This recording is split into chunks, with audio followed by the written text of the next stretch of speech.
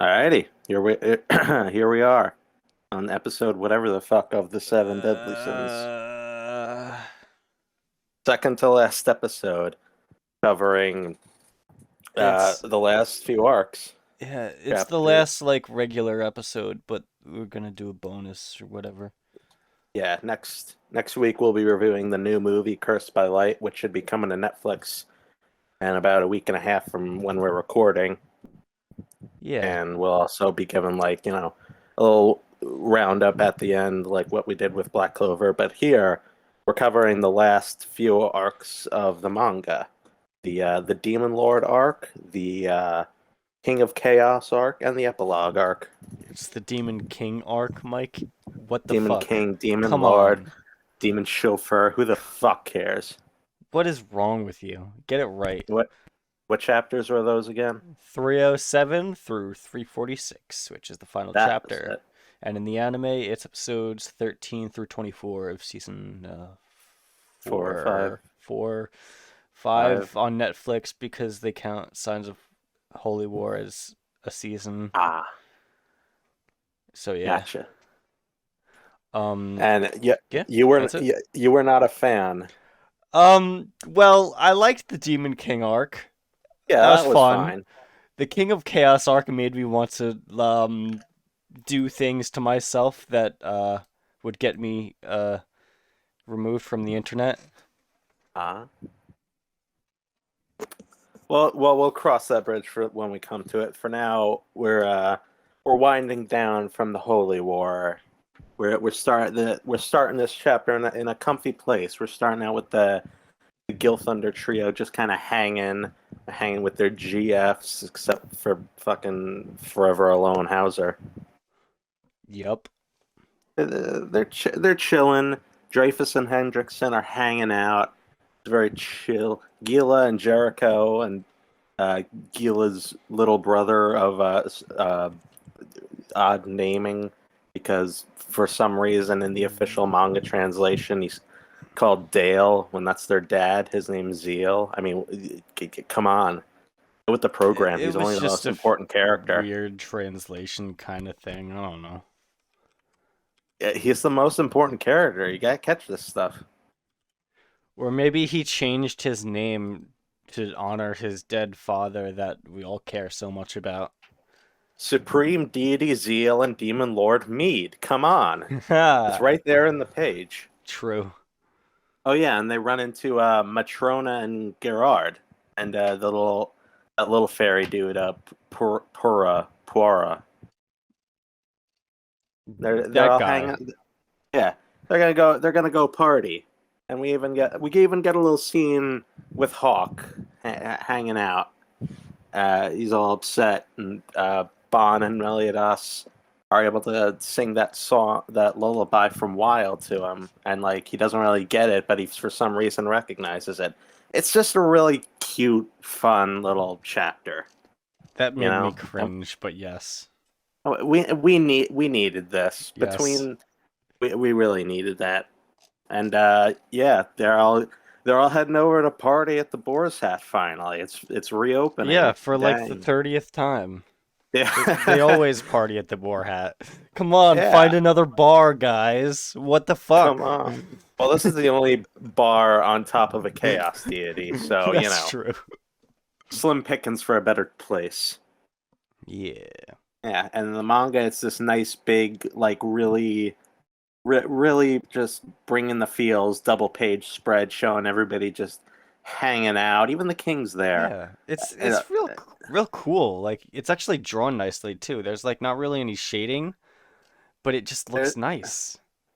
looks so nice. And hey, Oslo's there too. That reincarnation was fucking quick. Well, it's not. What? It's just like his spirit, whatever. He's not actually there. How do you know? Because in the anime, they like there was Oslo and like Melascula, I think, was also there, and like they Melascula. and not Melascula, Derriere? Derriere. How shows how much I care. Oh, and look, also fucking what's his name? The fairy Elbrum. guy. Helbram is there too. But yeah, in the anime they're like They're translucent. they're noticeably spirits. Yes. Okay, good because there's really no way to tell in the manga. Yeah, Can't. especially without any shading. Yeah, with no shading and stuff, and that like I just saw Helbram in the back, and I'm like, what the fuck is he doing here? He died for real. Did you forget? Yeah, I It, forgot. it's such a nice little thing, and the scene continues, and we see Elizabeth doing her old waitress stuff. She's tripping over the place. It feels like she's back to her old self. It's Yeah. very reassuring in a sense. Yeah, for a little while until they address the elephant in the room, of course. Oh yeah, Yeah, that one. uh, Diane has huge boobs. and is not dying. Yes. That's the elephant. But yeah, also Meliodas has to like not he has to go to like the demon realm or something, I Yeah, think. he can't. He's literally too strong for the world to handle. So the world's just kind of going fucking crazy with him around as the demon lord with those demon lord powers he got from his cocoon. Yeah, there's some like crazy stuff going on. There's like tornadoes and hurricanes and stuff. It's I'm glad we crazy. get. I'm glad we get to see some examples of like what's happening and what will continue to happen to the world if Meliodas stayed, because it would have been like it would have been very Yeah, easy for the mangaka to just go, "Oh, he can't stay anymore because." basically, yeah. They're showing and not just telling. Yeah, I enjoy that. Mm-hmm. Yeah, so that's something that's something that we're gonna have to deal with now. Bond talks about it with Elaine in bed, and it, she's Yeah. she's still she's still too small for this to be like not creepy. Yeah, plus in the manga she's naked and in the Oh, anime she's not. So ah, like there was some stuff going on there. yeah. I guess somebody at the anime just kind of looked at the scene and thought, you know, they, they, they I can't can't make get rid of the scene, but at least I can make it more presentable. more present. That's a good way of putting it. Yeah. More presentable. Yeah. Yeah.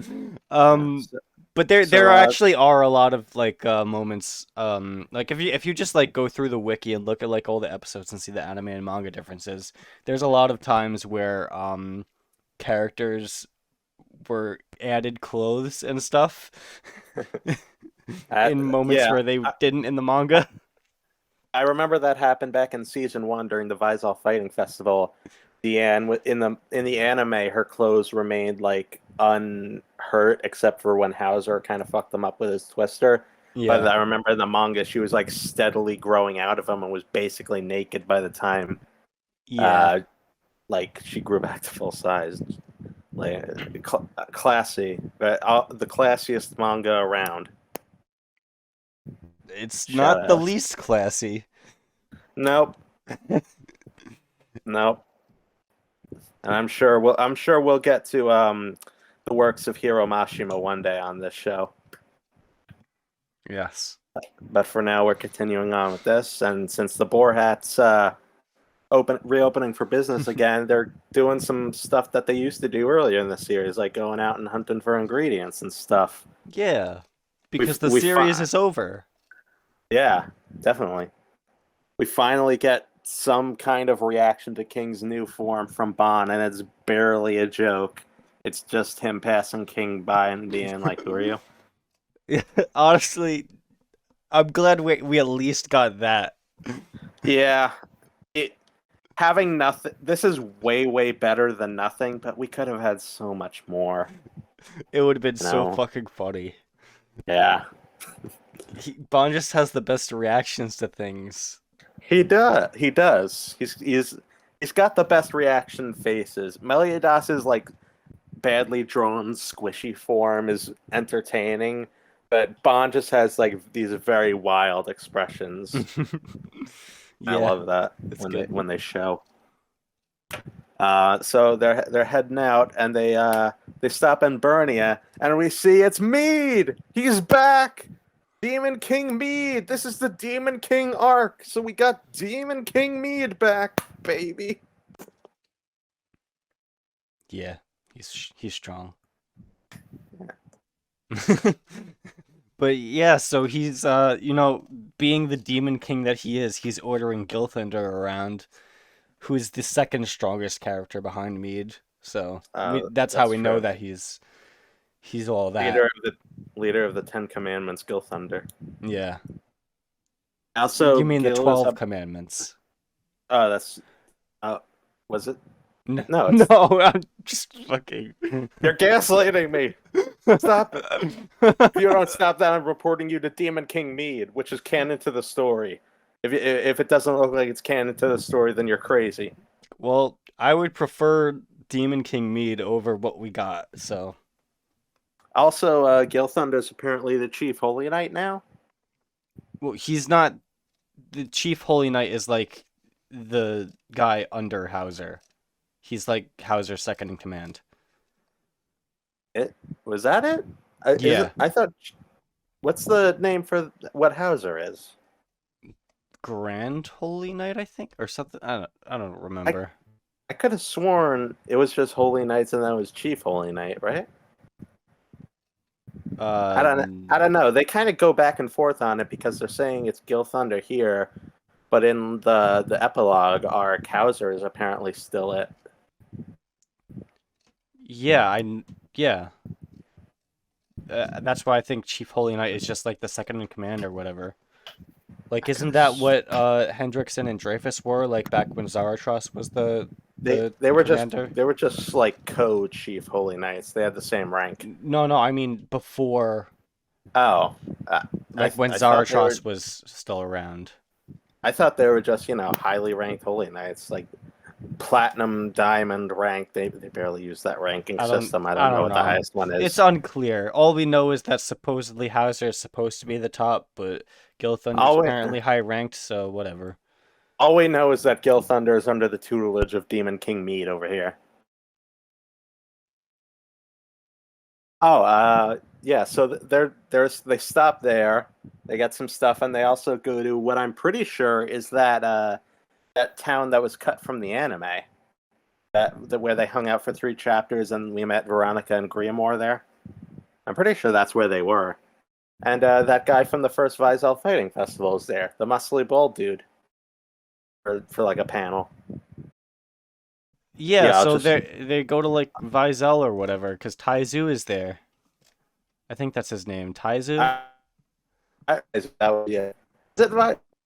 Because it looked like that place from that was cut from the anime where we met Oh, Veronica and yeah, Griamore earlier. that makes sense. Yeah. Long story short, we're going on like a little like tour of Britannia for all the little places we saw earlier in the series, and that's nice. It's very Yeah, nostalgic because the series is over. This is the last chapter, right? yeah. It's even if you actually look, it's even called Epilogue. Is That's it? the chapter name. Yeah. Well, yeah. Epilogue 1, 2, and 3 are 307, 308, and 309. Huh. So yeah, Very yeah. I mean, that just kind of wow. sells like what we were talking about, how that it just seemed like the fucking end of the series. Like, I guess it's over. There's a Meanwhile, lot of like that. we knew that there was more. So in retrospect, it doesn't really work. But There's like 4 or 5 like places where I oh thought, yeah, okay, it's ending. like at the end of the And this Kingdom infiltration arc, like that was. No, I mean like in this section of Oh the manga yeah, that we're covering, there was like 4 or 5 times where I'm like, wait, is it ending? yeah, like after the Demon King arc, where it should have ended. Yeah, and after fucking later stuff, Mm. it's Well, it's that. funny how much you dislike it. Uh, I'm enjoying your pain. and that's what makes it We good. haven't even started talking about it yet. Yeah.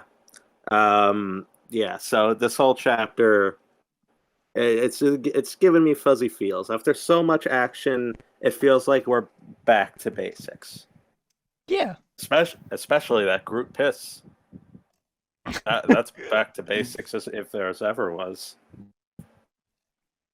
That is a really funny joke in the manga. Just the way it's like paneled, they're all staring straight ahead, and it's like there's a bunch of speech bubbles, but everybody just looks really calm. Well, yeah, of But course.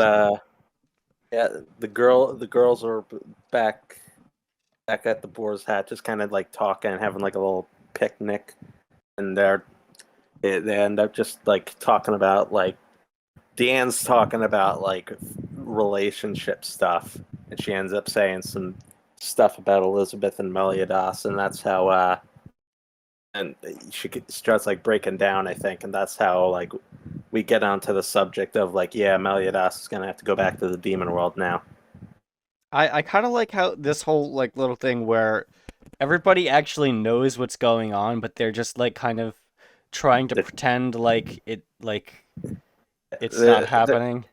they're dancing around the subject. They just want some peace and quiet for Yeah. once, and They that's they they feel like it. I know Bond says this one line where he's like they're trying to like deny that it's reality, like because they feel like if they accept it then it's gonna happen. mm, So yeah. yeah, that's cool. It is cool. Very, very character rich stuff going on here. Yeah.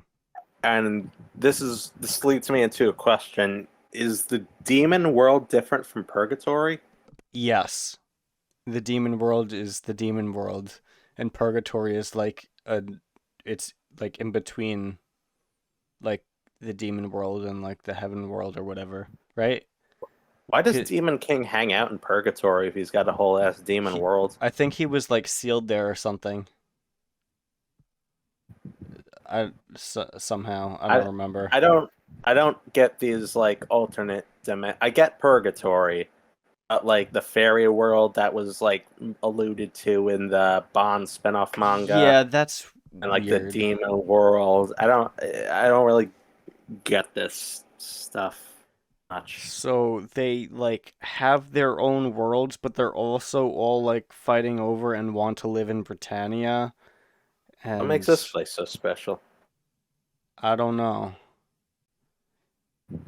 It's weird. Just chill in your own place, man. And It's not also that it's not that cool. I know we got mead, but it's not really that cool otherwise. the giants don't have their own world, so they're just like chilling, but they're all like dying out anyways. And Yeah. it's weird. Well, don't worry. Deanne is their queen now. Definitely, apparently. She like is though. They even like said it and it was so weird. I- I don't they don't like She is address how this happens, but she she is the is only giant of note left. Droll is dead, and Matrona is basically a living prop. yeah. Of course, Deanne's the queen of the giants. She's like the only giant. Well, there's giants, but like we don't see them and we don't see her interact with them or ever go back and be like, "Hey, I'm the I'm new your queen. queen now, I guess." Like we don't see how any of that plays out or if it even does. I Very cool. I don't get it at all. Uh, yeah. Anyway, Elizabeth says that she's going to go with Meliodas to the demon world and chill out because they want to be together, even if they have to go to hell to do it or whatever. Yeah. Well, we don't find that out right away because, we kind of get this scene where the king is like uh they're kind of like building up this thing how he wants to ask Elizabeth like a question or something, right? That was how it Yeah, was I think played so. Yeah. out, portrayed. Yes. Anyways, they all end up meeting up at Leona's castle, right? Yes. Yes. That was it. And oh yeah, yeah, yeah. Now I'm remembering Oh clearly. wait, They'll go wait. back. This is What? we're skipping over the whole thing with Gelda. I Who? completely Oh, Yeah, I completely forgot about that that. was now. That was Yeah. now. I forgot. Yeah, Yeah, they stopped by Edinburgh. Edinburgh, the ruins of Edinburgh, another stop on our little world tour. And Yeah. at the if you'll recall Vampires of Edinburgh, after Gelda asked to die, we cut away from that, and then like in the distance during another scene, we see this huge explosion of like black demon aura, whatever, and Meliodas is just kind of in front of this huge pit, and you assume like, okay, you killed her, and now we find out that at the bottom is Gelda sealed away. Yeah. But it makes me want to go back to when Zeldris and the Command ones were hanging out and those Edinburgh ruins right next to that pit and being like, "Hey, look down, look down, Yeah. Um, something down there." well, it wasn't well, she was actually sealed she wasn't sealed in the ruins of Edinburgh. Oh wait, no, she was. Yeah, she was at the bottom of that big pit. In the anime, it's weird What because did they do in the anime? it's a different place. It was like in a cave. Like Cave. yeah, there was like a cave somewhere. There was a big cliff face and then there was like a cave that led in and then she was sealed in there. I, you're In looking the at the manga right now, isn't I it? know Isn't it no the pit? no, it is a pit, but I'm saying in the anime it was different. I don't know Ah, why. it's strange. I guess they had the same thought of like, man, Zell just didn't even look fucking down. What an idiot. Let's just make this place a little bit harder to find. Yeah, basically. What the So hell? yeah. So yeah, they free Gelda and they're like, yeah, Zeldris is somewhere around here. He was just kind of chilling and then we didn't see him anymore. So I guess he left. You can go find him. Bye. And she just kind of pieces out real quick. Yeah. Oh wait, actually, I might have been misremembering. The cave was where the vampires were originally sealed by Zeldris, right? And then they broke out and went to Edinburgh, like in Vampires of Edinburgh. I guess. Yeah. I I don't know. I don't whatever. It- Anyways, that there's not really much to talk about in this scene. They don't really say anything interesting. You can really just brush by it by saying, yeah, they unsealed Gelda. well, And yeah, no, well, she Gelda flies off. Gelda has this line. Well, because Zeldris has been missing basically since the fight Yeah, against the Demon King. yeah. He's just So been AWOL. Meliodas, Gelda's like wherever he is, I'll find him, and so Hmm. she goes and flies off. Hmm. She's So like if you Gelda's like if you took Elaine and like reverse the Lolly energy into the opposite. She's yes, got she's got big mommy energy. yeah, there would be a lot less problems with this series if they just shared it between them. Yeah, find a little middle ground. Yeah, you know. That sweet middle ground between Lolly and mommy. Exactly. The age Now of the the appropriate author age. the author just loves his normal sized person, small little person pairings in this show. We got Meliodas and Elizabeth, Bon and King, Zeldris and Gelda, Bon and Elaine. Uh, more of that. Yeah, those things. Um, Yeah. so now we're back So at Leonis. yeah, they go to Leonis. They're having like a party or something to celebrate again defeating the bad guy for like the Yeah, 30th time. They keep having all these like celebrations and like ceremonies and stuff in we party Leonis too much. because the world almost ends like 20 times. Uh, It's just they're just like, is this finally the end? I kept feeling like that this entire like section. It happened like two or three times just in this section where it's just like, is it over yet? are we done here? Yeah, Can I go home? like their capital city has been destroyed like five times. Yeah. Like all the civilians are fucking like mostly dead. Like what the hell? It's just so stupid. Let's celebrate having 20% skeleton population of the city. Oh my Apparently, god. apparently demons and goddesses like to hang out here. That's great. Yeah. Oh yeah, I keep fucking thinking King is Gil Thunder.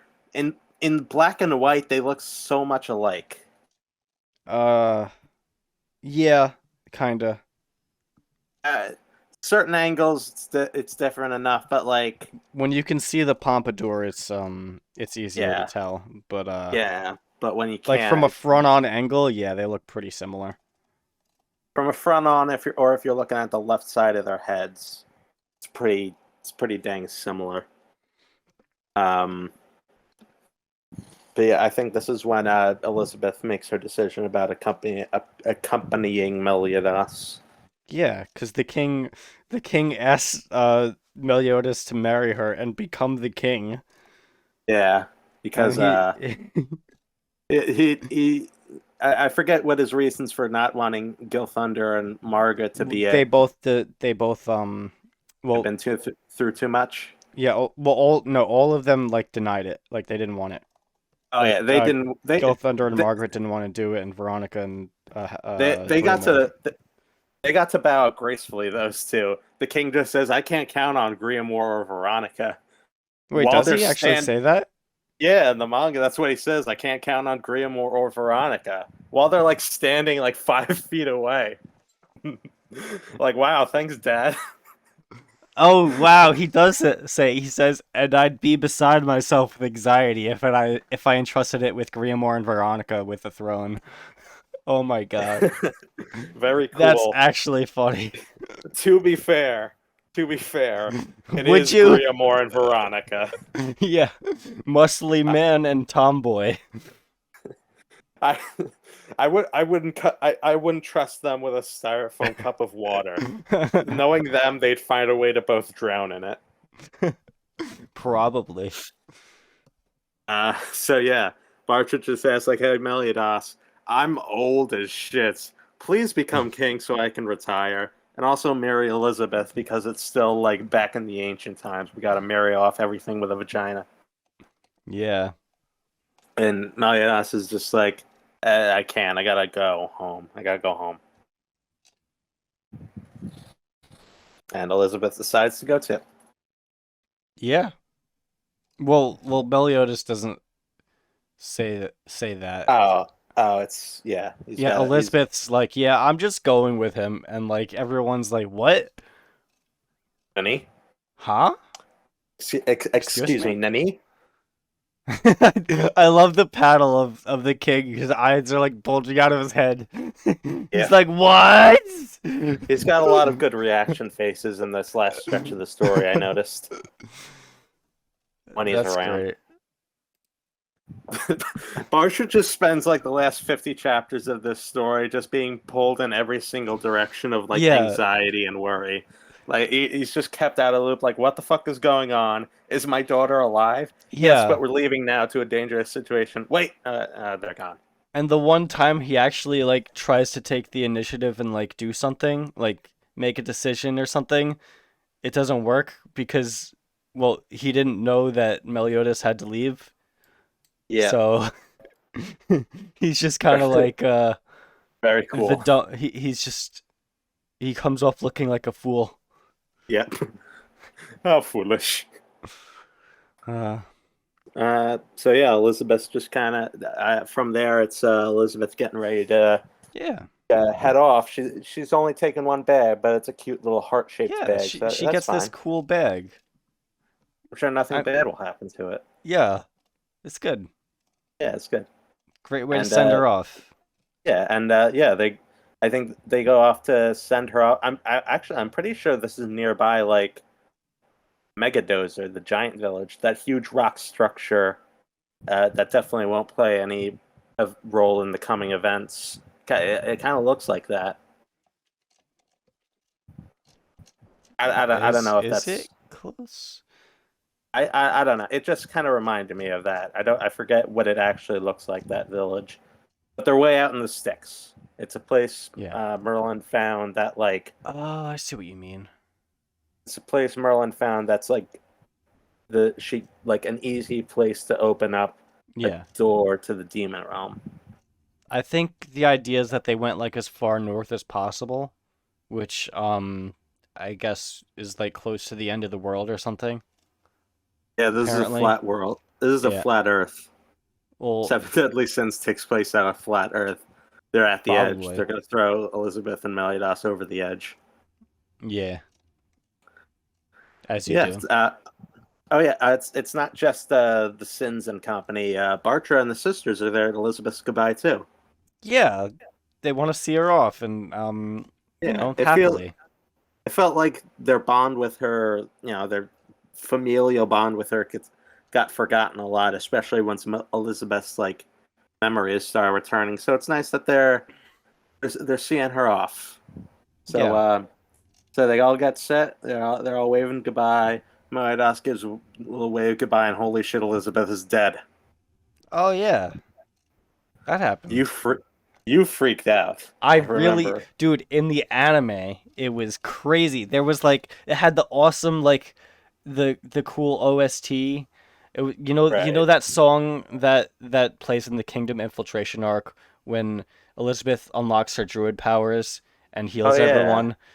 It yeah. was playing that. It was so fucking awesome and epic.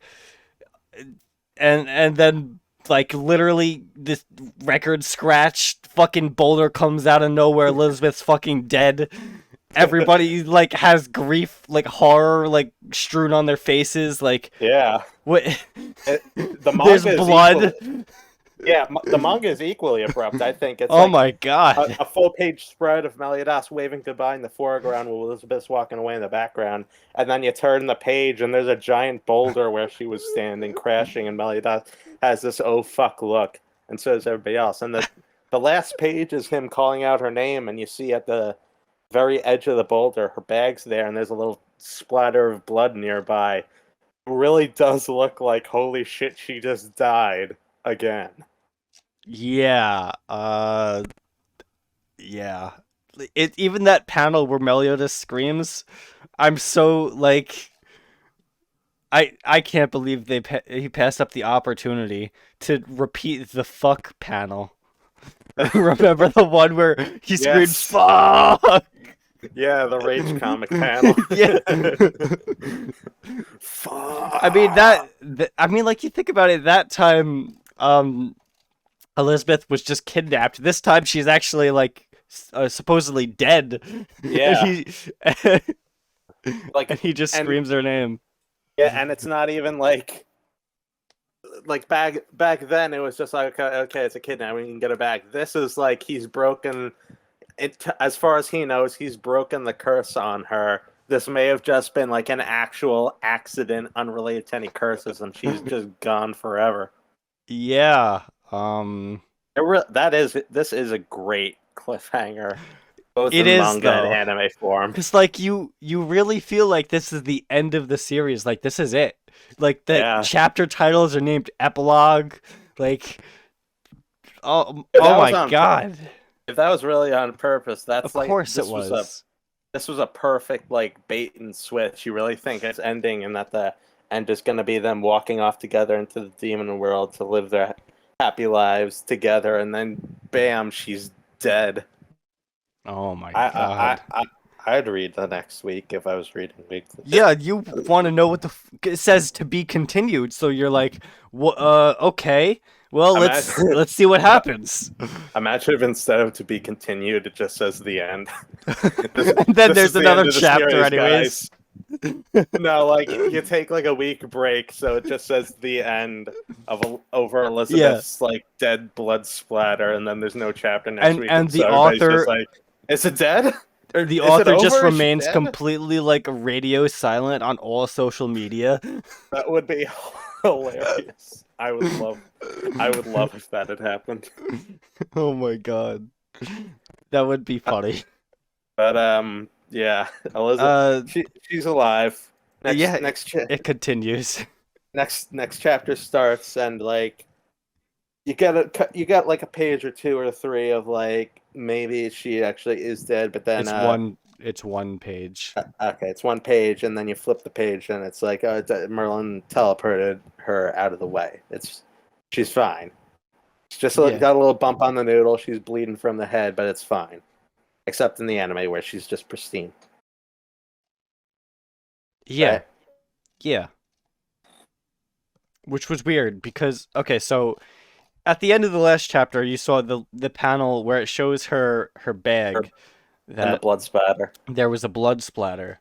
And then Hmm. in the anime, and then at the start of the next episode, you see Elizabeth, and she's perfectly fine. There's no blood anywhere, so I was like super confused. But in the manga, she is bleeding. Hmm. So yeah, it's just inconsistency. Bad job, anime staff. 0 out of 10. But yeah, so the curse came back.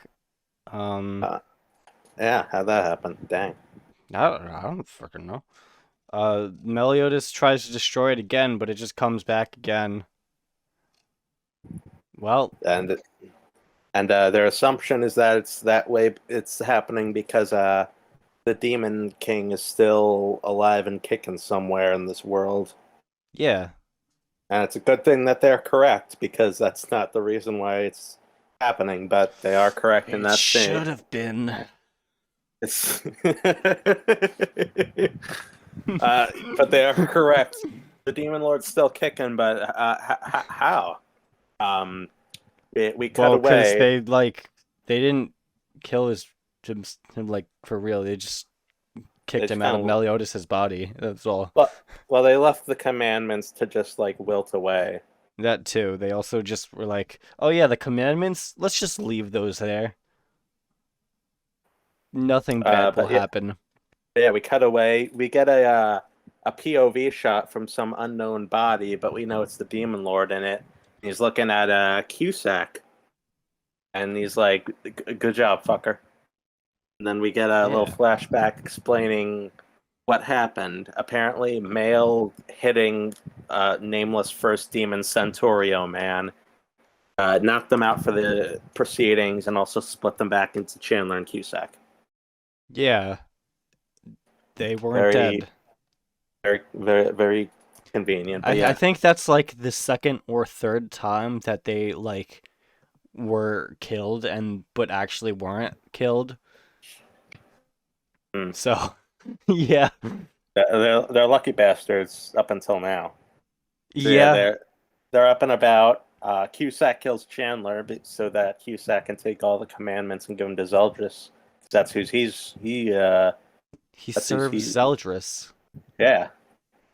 He So he can does so. He grabs Zeldris. He telekinesis the commandments to follow him, and he runs off.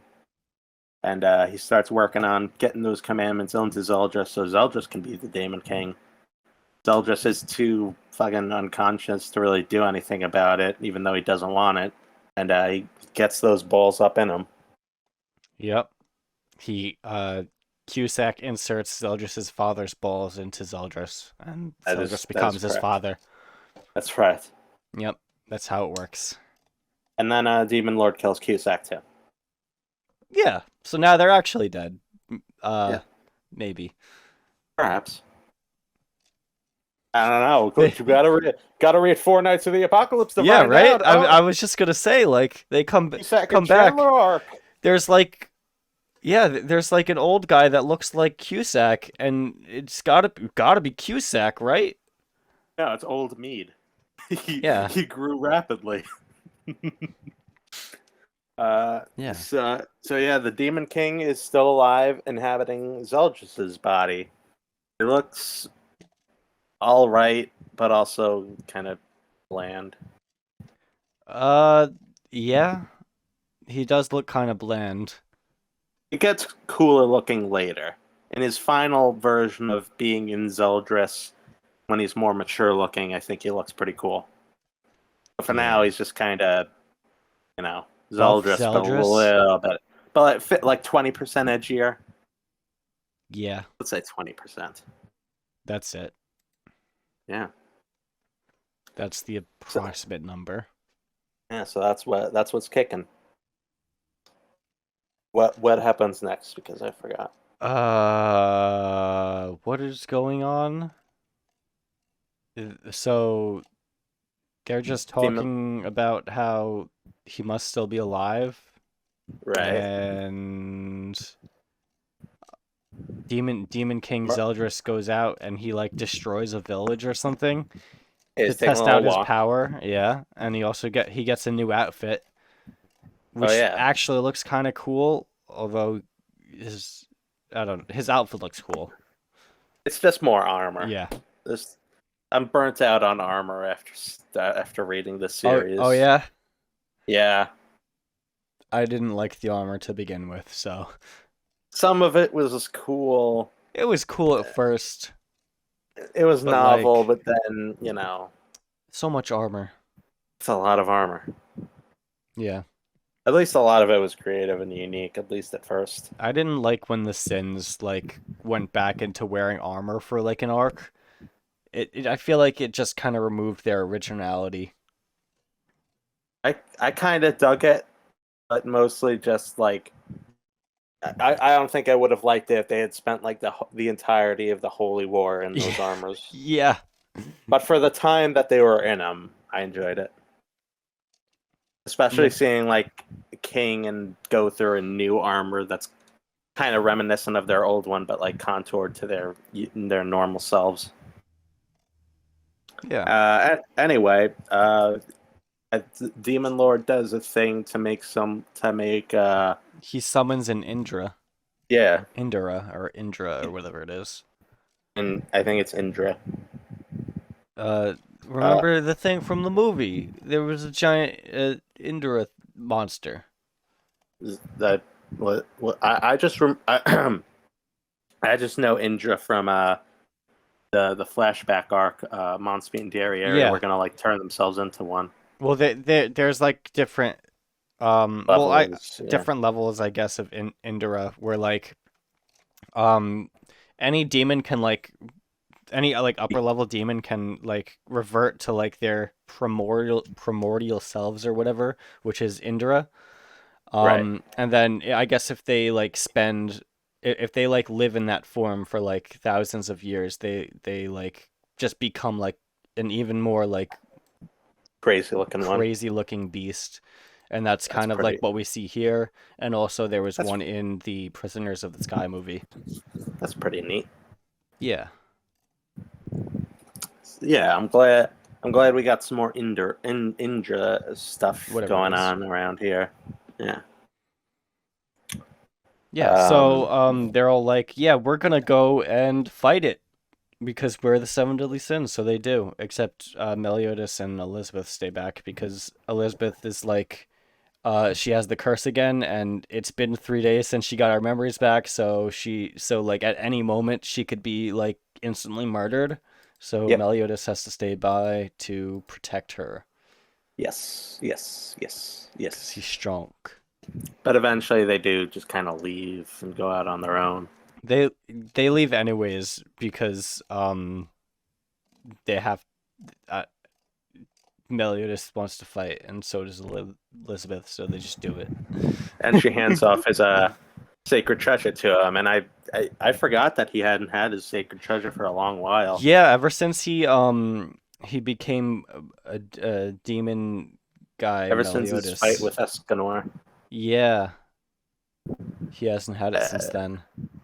it's cool seeing it back. That having it back gives this fight like something to help differentiate it from the last final Yeah. battle of the last arc.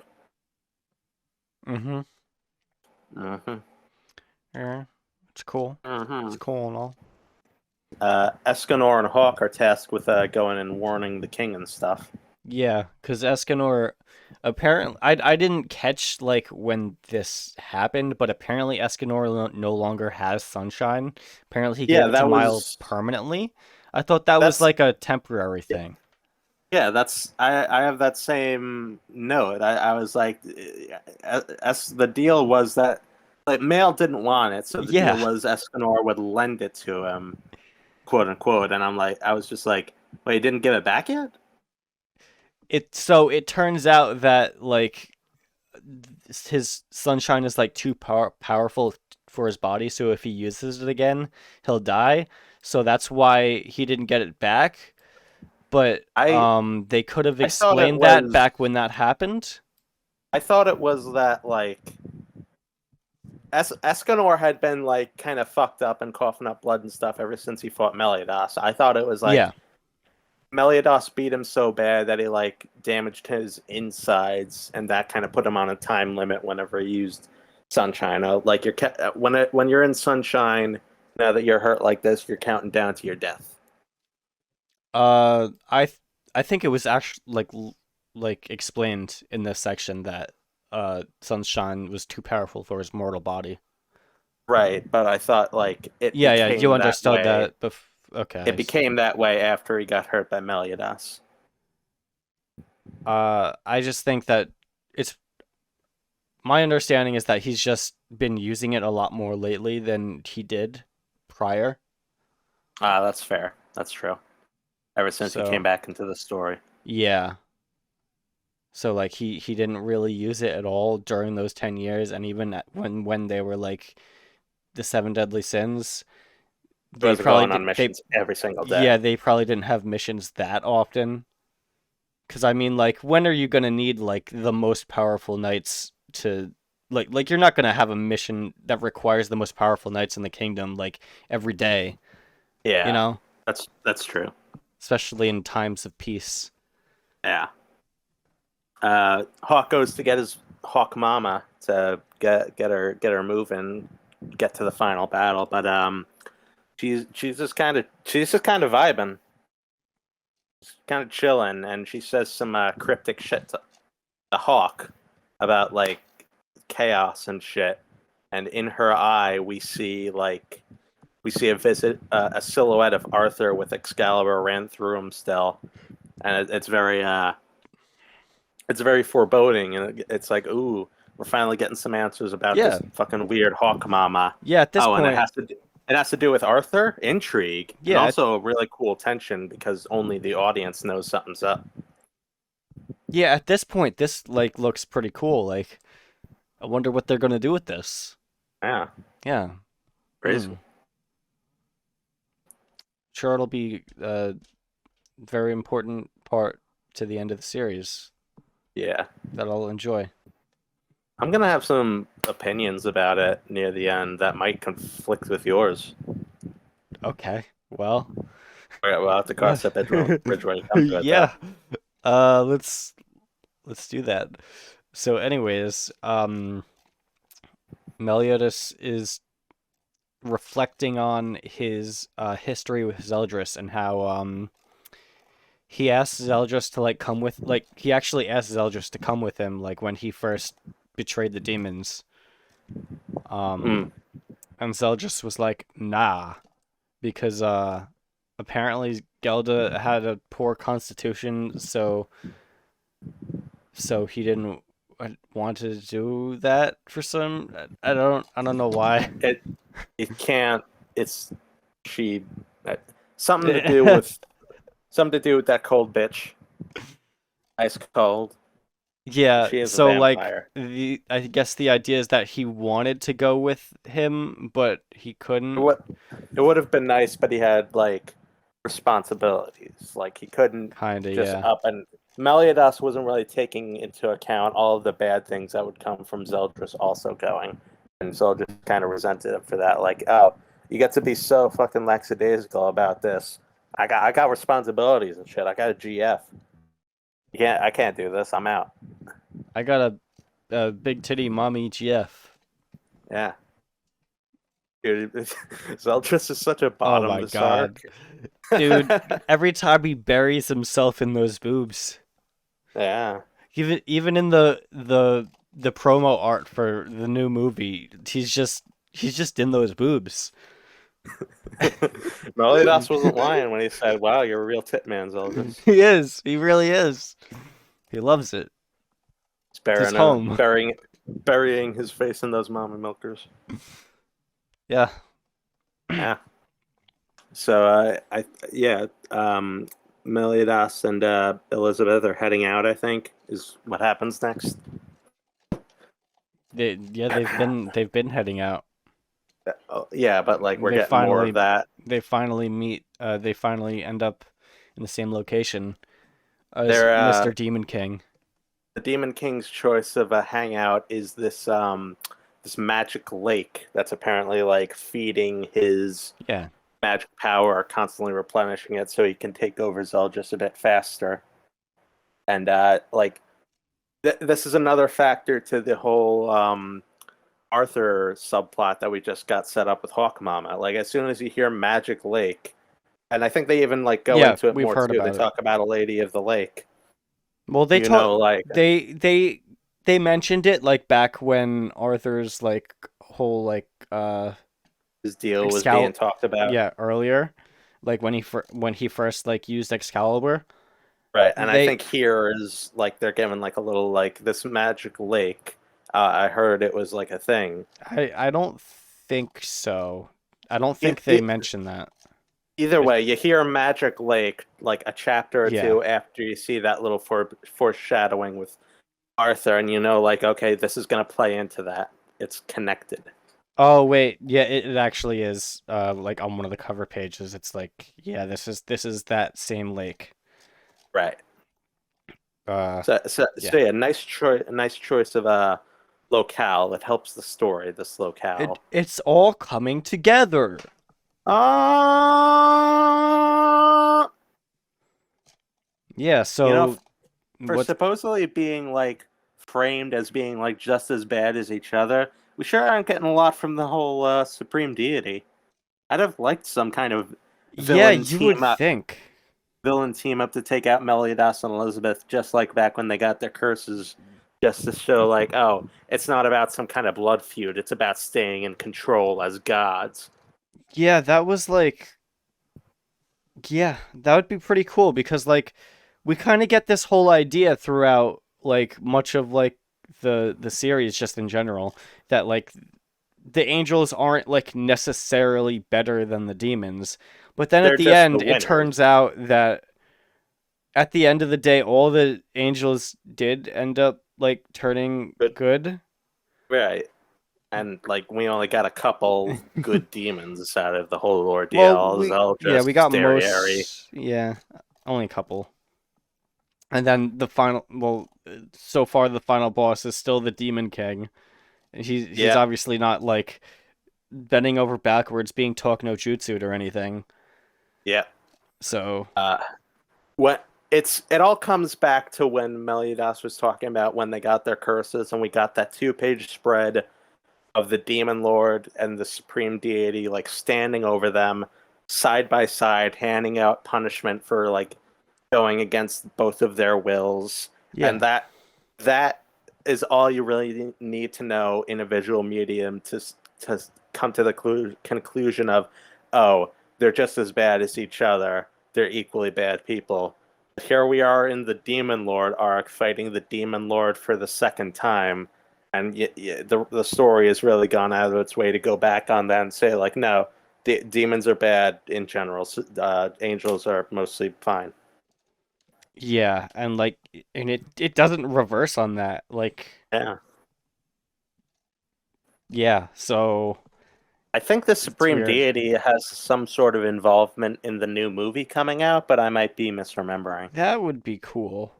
That would be cool. I'm hoping. I'm I'm hoping I'm pretty for sure that. like the author like intended like that to actually be like even as he was writing this like he intended the movie to be like a fixture in the actual story. Like an arc. Yeah, basically. So I would have liked that, but I'm hoping the movie's good. I yeah, have I have I semi think it high will. hopes for it. It'll be cool. Well, Yeah. yeah. Uh, Yes, for having just the Demon Lord as a sole bad guy, Meliodas' speech is about just like gods in general. You know, he's talking about like all of the people that have been like hurt by the will of the gods, and it's these two like double page spreads of like people and moments from across the series of like people being trod upon by the will of those higher in the hierarchy than them. I really love these two like double page spreads. They're really nice. And the whole speech he's doing. It's pretty cool. Yeah. I really like this like no shading art style that we're getting a little bit of a look at here. Like and Yeah, from yeah, it's it's always been nice. kind of like around for like big sweeping moments in the manga, and it really helps fuel the whole like fairy tale aspect of the fantasy going on. Mm-hmm. It's cool. Yeah, it's very nice. And so the big battle starts up. Yeah, they start punching each other. Yep. That's the fight. No, no, Meliodas I'm just got his just yeah, Meliodas just got his sword back. He immediately punch. defaults to catching hands, He throwing all hands and catching he hands. also doesn't use any of his Demon Lord powers throughout the entire fight. Oh yeah, you'd think he'd default to busting those That out real quick, but maybe he's holding them back because maybe that'd like make the state of the world even yeah, worse. that's what I figured. Like he'd probably destroy the world by going all out. It's like when Goku's going Super Saiyan 3 and the entire world is going through a fucking earthquake. Um, yeah, and then and then that never happens again when he Yeah, goes gets stronger. yeah.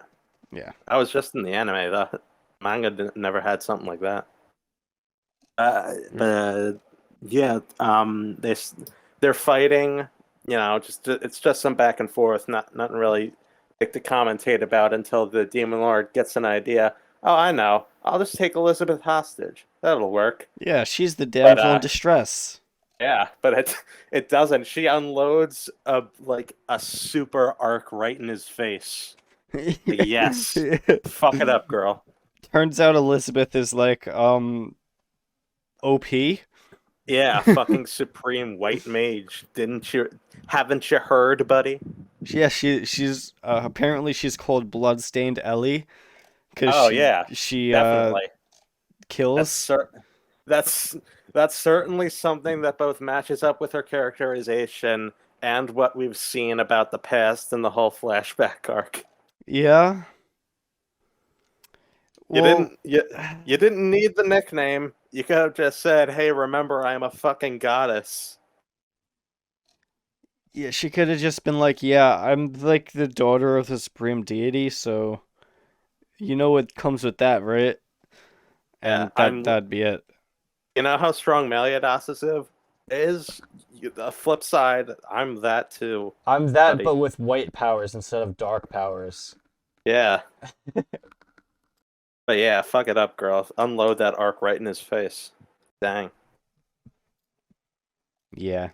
Uh, I think there's a bit more fighting, and then we cut back to the rest of the sins, I believe. Yeah, they're fighting the Indra, and it's got Yeah, like multiple. It's got a lot of heads. intro looks rad here. Does. It captures that mix of like anime cool and like Disney-esque style that like way back with the new generation and the Red Demons had, you know? Yeah. That edgy anime aesthetic like run through this Disney cartoon filter. I dig it. It's cool. Yeah. And we also get a cool panel of like the five of them like or six It's five of them, yes, the and five. we see like their faces like getting ready to fight. It's pretty cool. It's pretty cool. They're fighting the Indra. Eventually, it busts out this. It like spreads pollen like a flower, kind of, but it's Yeah. all like babies. It's gonna release a bunch of powerful Indra babies across the land. So they need to, take them all out, but they're scattering and stuff. So what are they gonna do? What are they gonna do? All I know is that Indra fucks. Oh Where yeah, do you think baby. those babies came from?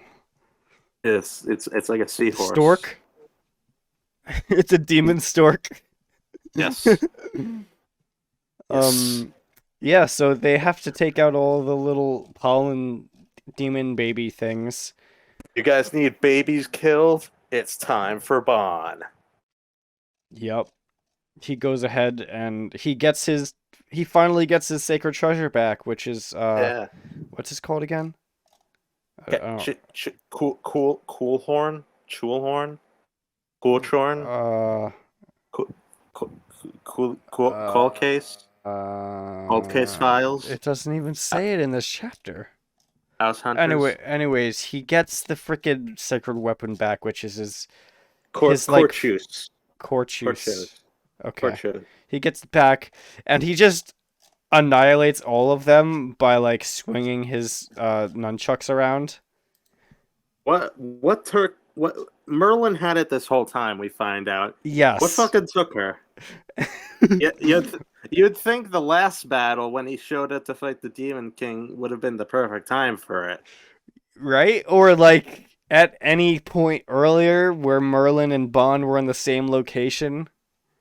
Yeah, and now I remember praising the idea of like, oh, they're gonna get everybody's gonna get their sacred treasures Yeah. over time, sometime after their arrival. Only like three of the seven didn't arrive with their sacred treasures. Gother had his, Merlin Eskin had hers, King had Escanor his, yeah. Escanor had his, yeah. Yeah. Deanne got hers in the very next arc after the whole sacred treasure conversation was had. Meliodas got his in the Albion arc shortly after, and then just radio silence on the whole gathering sacred treasures thing until now. Yeah, and Merlin just had it the whole time. Yeah, So that's the big reveal. It really feels like, oh yeah, I still need to do that moment for the author. yeah. And like she also had Meliodas' sacred treasure too. And she gave it to him like almost right away, kind of. She could have given Yeah, it to him in the Kingdom Infiltration arc, but she waited in the arc. But still, like yeah. that was still pretty early. Yams was the only one they needed to collect, and it was immediately after the whole "oh, we need to collect them" conversation happened. Yeah. So that's kind of stupid.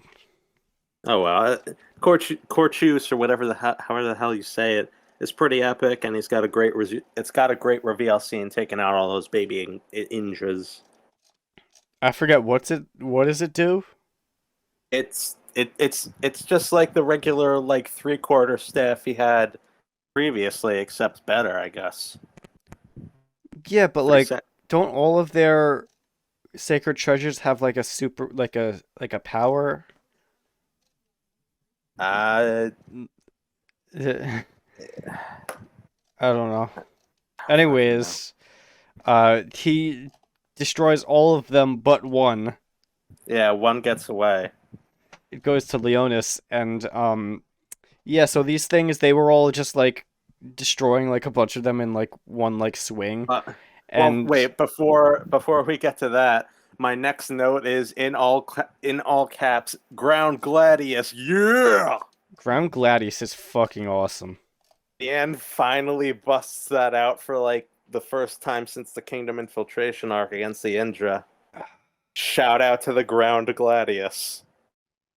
It's Get him, so Queen. cool. It's so fucking cool. Deanne has the Ground. coolest moves, but she's Yes. like just She, lame. yeah, she's just not utilized well. Yeah. Shout out to the last arc where Deanne starts listing off everybody's dreams, including like Bon reviving his dead girlfriend, Meliodas breaking the curses, and her dream was apparently to be proposed to by King. Shout out to that. Well, that was her current dream. So, Still, but yeah. shout out, shout out to that. But yeah, as you were saying, after we just watched Bon make fucking mincemeat out of like hundreds and hundreds of Yeah, these not fucking even baby just Indras, Bond. Like all of them were, just one-shotting a bunch of them at once. So swatting them like flies. yeah, These things were basically. just grubs to them. Then we see fucking Gil Thunderhauser and Grimoire team up on one, They like with use a this combo move crazy against it. combo move. Like it's It's very insane. cool. This very cool looking combo move. It's basically just the Dragon Castle double combo move Gil Thunder and Hauser used against Deanne back in Kingdom Infiltration. But it's Except, more concentrated because they use yeah, Grimoire's Rhea thing. Morse got like a shield around it to keep it concentrated. They bust that out on the baby Indra, and it's fucking unharmed. Like, Yeah. completely. These guys are fucking useless. Even fucking Yes. so Escanor shows up, just But not regular big old Escanor. Escanor, just Yeah, with a just straight up shield, skinny, dying and Escanor. he's doing better than they are. Yeah. What is wrong with these guys? Yeah. They can't. They can't even kill a baby one. What Fuck's is sake. At what is least, at least have it like have them say like it's growing super like quickly. Like, oh, it's doubling its strength every half minute. It's now like half the strength of what the if big y- Indra. Like, but it's something more matured. They can't even kill this fucking pollen baby thing. do you remember in the Korand arc where they were fighting the zombie things and like as they killed the zombies, like the power got more concentrated and so the zombies got stronger and eventually Oh there was one yeah, left and it was super strong. What if it was yeah. like that? That would just That would have worked. Yeah, yeah. that would have been perfect. But no, it's just they can't. All three of them combining their powers can't even kill that. Okay, They can't even damage it. And then good job, Escanor guys. shows up with like a shitty shield Yeah, and he blocks it. and he's well, he barely gets like half gutted for it. Yeah, but more than Grimoire. I remember when the king said, "I can't leave this to Veronica and Grimoire." I don't blame him. I can't leave this to anybody in the kingdom. Apparently, I can't even leave this to a fucking human anymore. Fuck's sake. We need to be saved by our demon friend. Yeah. Oh, well, at least Skinny Escanor is getting a cool moment. Even as he's getting fucking eviscerated and dying terribly, he's still getting a moment to, like, show his grit and determination, even in his skinny form. And this is, like, the last time we see his skinny form, so, Yeah. to this half of him, it's a nice send-off of sorts. You know what would be cooler? If instead of seeing the Gil Thunder trio fail to take this out, have the baby Indra like attacking helpless civilians that can't fight against it, even if it wasn't like super strong. And Escanor comes to like, even though he's weak, he's the only Holy Knight around, so he comes to the aid of the civilians. That would have Yeah. been way better. Well, there's also the aspect of like Escanor trying to like protect the next generation, That's but that's like that's true. That's fair. it's But just like stupid that they're it could so then pathetically weak. it could it's not to piss on Jericho or anything, but it should have been someone like her who like you could see getting curb stomped by you and a baby Indra. Yeah, like Jericho. Yeah, she's been much more set up as like a rising like uh Right. Rising power. star, but still has a long way to go. Yeah. Yeah. But yeah, Escanor like gets gutted, he gets burned up, he loses an arm, and he's just kinda on the verge of dying. But then Mael shows up. Or Mael. Yeah. Mile. Yeah, Mael. cuz like earlier we saw Escanor was like praying to Mile or something cuz he wanted to help everyone and now he Can finally showed up. goddesses hear prayers? Apparently, because Okay. that's what he says. He's like, "Yeah, I heard your prayer." I So, came when I heard you call, friend. Oh, you're dying. not anymore. No, he's still dying. Yeah, just Uh, not as it's not as visible anymore. that's true. Yeah, he heals up Escanor, kills the baby Indra with just kind of like a flick of the wrist. Very cool, flexing all over the next generation. Like, oh, you guys aren't ready. Not by a fucking country mile, I guess.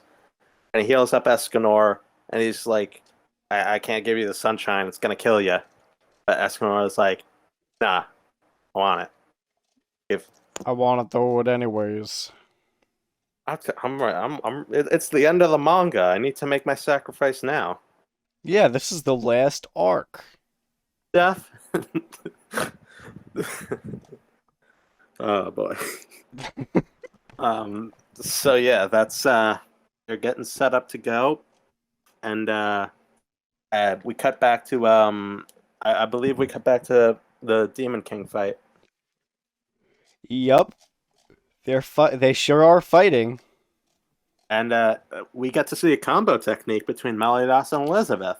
That's pretty Yeah, cool. that was actually pretty freaking cool. It's called God Slayer because they're slaying a god. Hells yeah, hells yeah, Hells yes. yeah. Yes, But indeed. we just we can't really talk much about this fight without just kind of defaulting to any like moments like that because the battle between Meliodas and the Demon Lord really just isn't too interesting. It's been 90% fist fighting up until this point, just between Meliodas and Demon King, with There's Elizabeth there's occasionally just throwing out an arc. it's not that it's not interesting. It's just there's not much to comment on because it's just a fight. Yeah, that you know what it's this kind of fight. It's like a Dragon Ball Z fight where like it's just constantly moving. Yeah. It's in like that kind of that's something I was thinking about earlier. Like when you're think about a fight scene, Dragon Ball Z, some like Dragon Ball Z is all the way on like one end of the spectrum where like they kind of fill time by having the characters just go kind of back and forth with the same 3 frames of animation for like half a minute, just going like, It's just you know? popcorn entertainment. Yeah, where like on the other end of the spectrum is something like JoJo, where like every single minute movement is like a big play in the fight. There's very little like Mm-hmm. filler movement, and Yeah. this fight is like on the Dragon Ball Z end of the spectrum, whereas something like my Esterosa versus Monspeet and Derriere was on the JoJo end.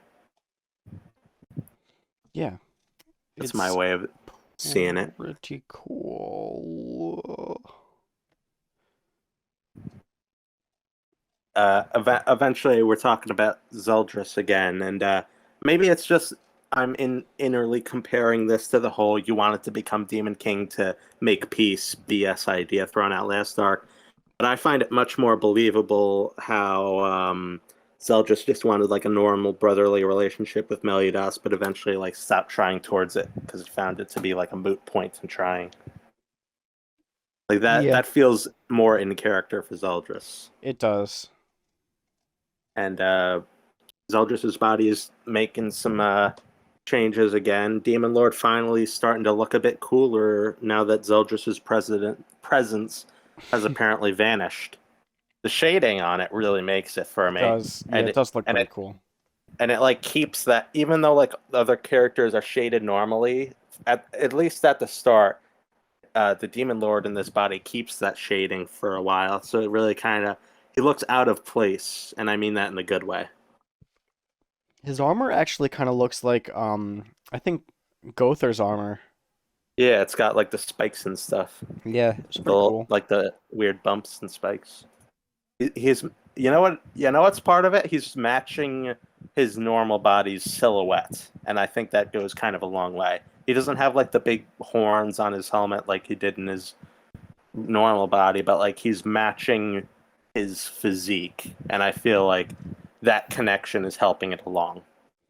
Yeah, he's starting to like more into his own more representing himself rather than Zeldris. Yeah, 'Cause and that like yeah. it's like a middle ground between the two designs, and that's helping Yeah. it along. It kind of And me liking it. showcases how like Zeldris is slowly being like pushed down to the bottom and like the Demon King is Yeah. taking over, and like if they don't hurry, then it's gonna be too late. Yeah, it's a nice little visual representation. I enjoy that. Yeah. And yeah, Meliodas is really like this isn't a problem he can just solve by punching it. The punching is really just to keep himself alive while he tries to reach Zeldris, and it's not working. And you can really kind of feel Meliodas's desperation. He feels like, oh, I failed Zeldris too many times, and now he feels like, oh shit, I'm about to fail him again. Fuck. Yeah. And that's what makes the sins showing up to help Meliodas, even when when he said like I'd be asking too much if I asked him for help again. It makes it very touching. It all just kind of coalesces. Yeah. And so without really anything else happening, Oh yeah, the the Demon Indra's dead Lord. too. Oh yeah, and then the Demon King transforms again to look more like himself. Um, Mm. he's got like his beard and shit. Oh yeah, He kind of looks like the Undertaker, he like looks the like wrestler. Dreyfus kinda. Oh, Oh yeah. yeah, yeah, that too. Yeah, pretty So cool. the sins are all fighting together, and once again they're putting Gotha's powers to great use. Every single arc, I feels like Gother's powers are put to very good use. Well, because like they're not trying to like defeat him. Like they're not trying to like just annihilate the Demon King. They're trying to get Zeldris' body back. Yeah, they're essentially doing what they did for Meliodas last Yeah. time, but it's for Zeldris, so you don't know. It's not just overpower, it's like just save what It's, you can, yeah, basically. and that's good. Yeah. Cool. It's like a repeat of the last arc. And this is Yeah, the last arc. that's right. Yeah. Uh, so Escanor has a pretty baller arrival, fittingly so for his final fight, his last Yeah. dance.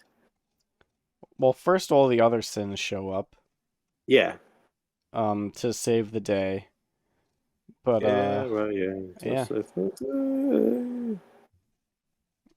I think they were able to make an opening for Gother and Meliodas to get inside the Demon Lord's head, try and find Zeldris in his mind. Because this whole time Zeldris has been like he's had like a fake Gilda trying to like lull him to sleep inside the Demon Lord, and Yeah. he's kind of been falling for it, getting his face in that titty. I mean, wouldn't you? He's like trapped in spider webs or something. Well, well, for yeah, basically that ends up happening when Meliodas finally makes it into his mindscape. That's the situation he's in. Mm-hmm. And once again, like last time, if Meliodas interacts with anything, then like it'll still happen, but it'll be forced out of the mind.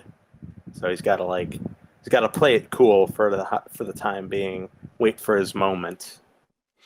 Yeah, try to do what he can to just encourage Zeldris, like with words. Helps him realize that this Gelda is fake. Yeah. Actually, Zeldris kind of like Meliodas goads Gelda into like trying to appeal to Zeldris again.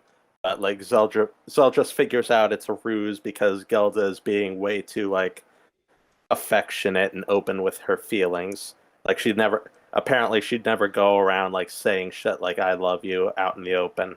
And that, based on what little we've seen of her, that makes sense. I can buy it. Yeah, I get it. Makes sense to Um, me. yeah. And okay, I'm back on the outside. Gelda finally arrives. Yeah, the real Gelda. Yeah, Yeah. I was completely expecting her to like just be around for the last couple chapters as Zeldris's quote unquote reward. But just like with Elizabeth and Elaine, this story is actually pretty good about keeping love interests as like active participants. Yeah, they're not there to just stand around and like be saved. I mean, they still do, but like they're still fighting and stuff. There's more to it than that. Yeah. Yeah, they're not just kind of rewards waiting in the background. Oh yeah, also she gets her head ripped off, so Oh yeah. Well, it's she nice. bites the Demon King's neck because remember vampire, and he rips her head She off. is But vampire. yeah, once again vampire. She's fine, and that was just so like she could enter the mind spirit realm too, Uh something like I that. don't think that's Oh yeah, yeah. She wanted to become connected to his blood, but I guess that's a vampire power. wait, so Uh, how does she enter I don't could she drank some of his blood? I guess. Maybe Meliodas and Gothor just kind of left the door open for her. I guess. Who cares at this point? Yeah. Yeah. Yeah, Well, at least it's not the King of Chaos arc. Um, yeah. She gets in there, and the mindscape is going a little crazy again. The Demon Lord stops trying to like placate Zeldris for the time being, and just turns into something for Meliodas. Creates a bunch of different images of Zeldris all webbed up, so that Meliodas can't find the real one. And my first thought was, man, this is just like the Forest of White Dreams way back at the start of the series. Um Remember with the hide and seeks? They all changed to oh look like Elizabeth. yeah. It's been so long that honestly I don't You remember, forgot? and because of that I don't think it's a problem. Because it's just been so long. I mean, I just took it as like a callback. It even ends with like once the real one is found, all of the fake ones get a little feral and try to attack. And like I I don't know if this was intentionally a reference or not, or if this is just the author kind of not realizing he's Well, ripping himself off. But like Gelda shows up and she's able to find the real Zeldris easily. And Meliodas is like, "Oh, you found him pretty quickly." And she's like, "If this was Elizabeth, wouldn't you be able to find the real one?" He's like, "Yeah, I guess." Like not a direct reference, but like I feel like that line is like the author okay. winking at the camera, Okay, and yeah. like he did, yeah. Okay, yeah, I could see that now. Because at first I was thinking like, what does this like have to do? Like, why would this necessitate a callback? Like, what does this have to do with that at all? But It's yeah, not that it that's a pretty really clear connection right there.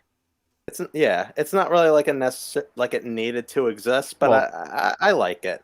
After the yeah, little nostalgia trip at the start of the arc, it was nice to revisit this idea too. yep, Yeah, it's cool. and so Zell just gets to get all gooey over his big mommy GF, like the big Yeah, old bottom he he gets to is. chill in the boobies. That's what he does. I'm gonna wake up in the middle of the night and Zell just is knocking on my window. He's like, "Guess what? I'm a power bottom," and then he kills me. Yes. But yeah, so Zeldris decides, well, he's free now, so he's gonna fight the Demon King inside of him, while Meliodas fights the Demon King outside of him. We definitely didn't have something like this last arc. Yeah. You're remembering it Well, wrong. that's the thing. It's like a parallel kind of because like they're brothers, Right. and This is like a brotherly thing. Zeldris was like always chasing after Meliodas, so now it would make sense that the same thing is happening. That's fair. Yeah. Yeah. And he's just like how Meliodas had Elizabeth cheering him on, he's got Zeldris has Gelda cheering him on. Yeah. It's Uh, pretty neat. outside, the battle changes a bit thanks to Deanne of all people. Yeah, Deanne's like, yeah, I'm a little. She, up until this point, I think she was like just standing around, pretty Yeah, just kind much. of hanging. So she like kind of musters up and is like, yeah, I'm gonna do something. He says, even basically. I'm one of the seven deadly sins. And I was just like, I was that fact guess. in question? Well, it's like okay, so we've had like this kind of storyline go on like with several other members, like with Bond who was weak for so long, Right, right. and we've had King was weak for a while, and they all get their moment where they're like they feel like they're left behind by the rest of them, and so they have their like character moment. I guess Deanne that's what's has, happening right here, but she's been doing stuff the whole time, and she hasn't been weak. yeah, like not in a notice. Like she's always been at the lower end of the sin's power scale, but like never noticeable. It's never been Yeah, brought up. That y- you know what it reminded me of for some reason. It just yeah. reminded me. It reminded I know I haven't reached that point in the manga yet, but I've seen bits of this final battle. It reminds me of the final battle in Naruto, where Sakura jumps in for like her one contribution to the fight and is just like, "Don't count me out. We're both women." It's just like, okay, that is a factual statement, but why are you What? bringing this up? That's just my reaction to both of those, like both that and this. Just me going, okay, you are. Was this in question? Is that like important to what's going on? I'm glad you're doing something, but Did Sakura actually say that? yeah, I saw it in like the subtitles, and as a Oh. clip was playing. It's when she punches Kaguya, I think like from above, and she just mentions. I it was well there's like a kind of like a running theme that is mentioned twice that that Kunoichi are like that are like they're like weak. Like remember the Sakura and Ino fight where they're like where No, because it was the yeah. Sakura and Ino fight. Yeah, that's exactly. But it's like Kanoshi are like weak and they have to be like they have a higher standard to live up to. I know Um Kishimoto thinks women are weak, but did the characters? yeah, that's the idea. Manga sucks. Yeah. But yeah, like I said, it was mentioned like twice, so that's why you're like, yeah, was that ever in question? Yeah, Yeah. back to Seven Deadly Sins. Holy shit, Deanne is going absolutely buck wild and Well, rearranging the entire area. yeah, she Like basically just makes a giant arena. in the manga, it looks so chaotic. Like It's like cool, yeah. there's rubble flying everywhere. Like fucking get it, girl. Yes, go, go crazy, go stupid. She Yeah. also proclaims herself queen of the giants again. Yeah, well, I think this is the first time she proclaims Right, herself the Queen of the Giants. right. This is the moment I was talking about earlier. Okay. But yeah, we've And already pretty much talked about that. I still have no idea if she actually is, or she's gonna go assert herself as such later, or fucking I don't know. But yeah, Deanne reshapes the entire landscape to make this giant plateau, and like the lake is below, and now they're on the giant plateau above it, and like it cuts off the Demon King's access to the magic lake, which was like fueling him, and it essentially made Deanne invaluable to this fight. And good move, yes. Yeah, it's cool stuff. And they're all like this is the final time this Seven Deadly Sins like stand together as a group to like face down their enemy, which is pretty Yeah, fucking cool. they all needed their moment, and it feels like they all get their moment. Deanne has this go through getting Meliodas into his head. King King does some stuff. Escanor, fuck yeah. This is like Oh the yeah, real final moments of the series yeah, IMO. yeah. This is the climax box. Yeah. Everything that kind of comes after is just like falling action. And unnecessary events. What are you talking about? We need to set up four horsemen of the apocalypse. It's so important. Well, I don't think King of Chaos arc was I, necessary I, for that. I don't know if it does, but it feels like it. It feels like that's chaos is going to be a thing in that spin-off Well, manga. Chaos has already been mentioned, so it's not like it's a King of Chaos arc only thing. It's been mentioned before, and it was also in the Prisoners of the Sky movie. Yeah, but like in terms of like being a big thing, I think the spinoff is going to kind of run with that. But back to this. Now that they're on the platform, it's time for Escanor to step up. And He's like, yeah, I am the most powerful. Didn't you know? Haven't you heard? Yes. Having that page of them staring each other down is top tier, and the artwork afterwards when they're fighting does a great job of showing them being like essentially equal powered now. They're like the same size, and like their moves they're doing are kind of mirrored. I feel So like like we keep getting this over and over again, where Escanor like powers up and then stares down his opponent. it's his thing. Yeah, it's great. He did it with Gowland. He did it with Meliodas, Estarossa. Did he do it with Estarossa, Meliodas? Oh yeah, he did it with I think so. Meliodas, and then he did it against Chandler, Chandler. Yeah. Chandler, and now here, yeah, it's I like it.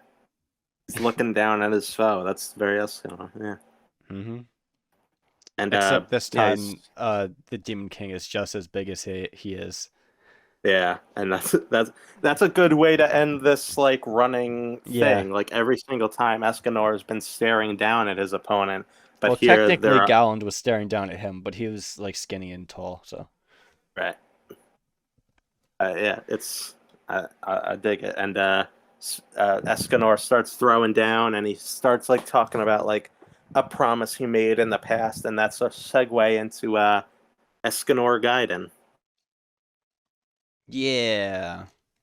It's been a really long time since we had a Sin's side story like this. Well, Last one we because had was Gother's. yeah, because all of them were like introduced way early in the series, and subsequently got their like It development was earlier. Hans was early on, like in the first like 20 and 30 chapters. He had his Kings was during the Kingdom infiltration arc.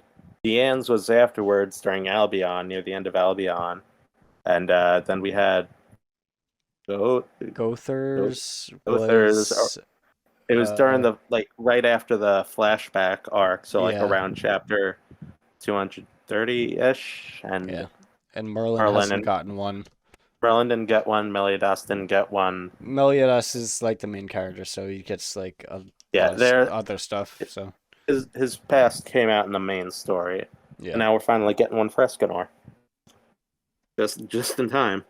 yeah, And yeah, so we finally learn like what he did to get his Sin brand, and how Meliodas kind of saved him from his execution of sorts and took him in. We see Zaratros for a hot second. That's pretty neat. yeah. He's around. Yeah, he's around. And I dig seeing the classic Sins one last time, one last look into their past as the night versions. Yeah, Long haired Bond, Fat King. you know, the classics. The essential Sins collection. Of course. But Yeah. yeah, he sees Merlin and he thinks Merlin looks like Rosa. Yeah, the lady who or the retainer who saved him from Yeah. his old kingdom that were gonna kill him. Yeah. So they like it. I thought it was kind of funny. They asked him, Bond asked him what his specialty was, like what he does, Yeah. because they're all knights, you know. Yeah. And he's like, yeah, I do poetry. Stealth. Yeah. What is it? Stealth, assassination, magic, and poetry. It's a cute bit. Good. Has he done poetry before now?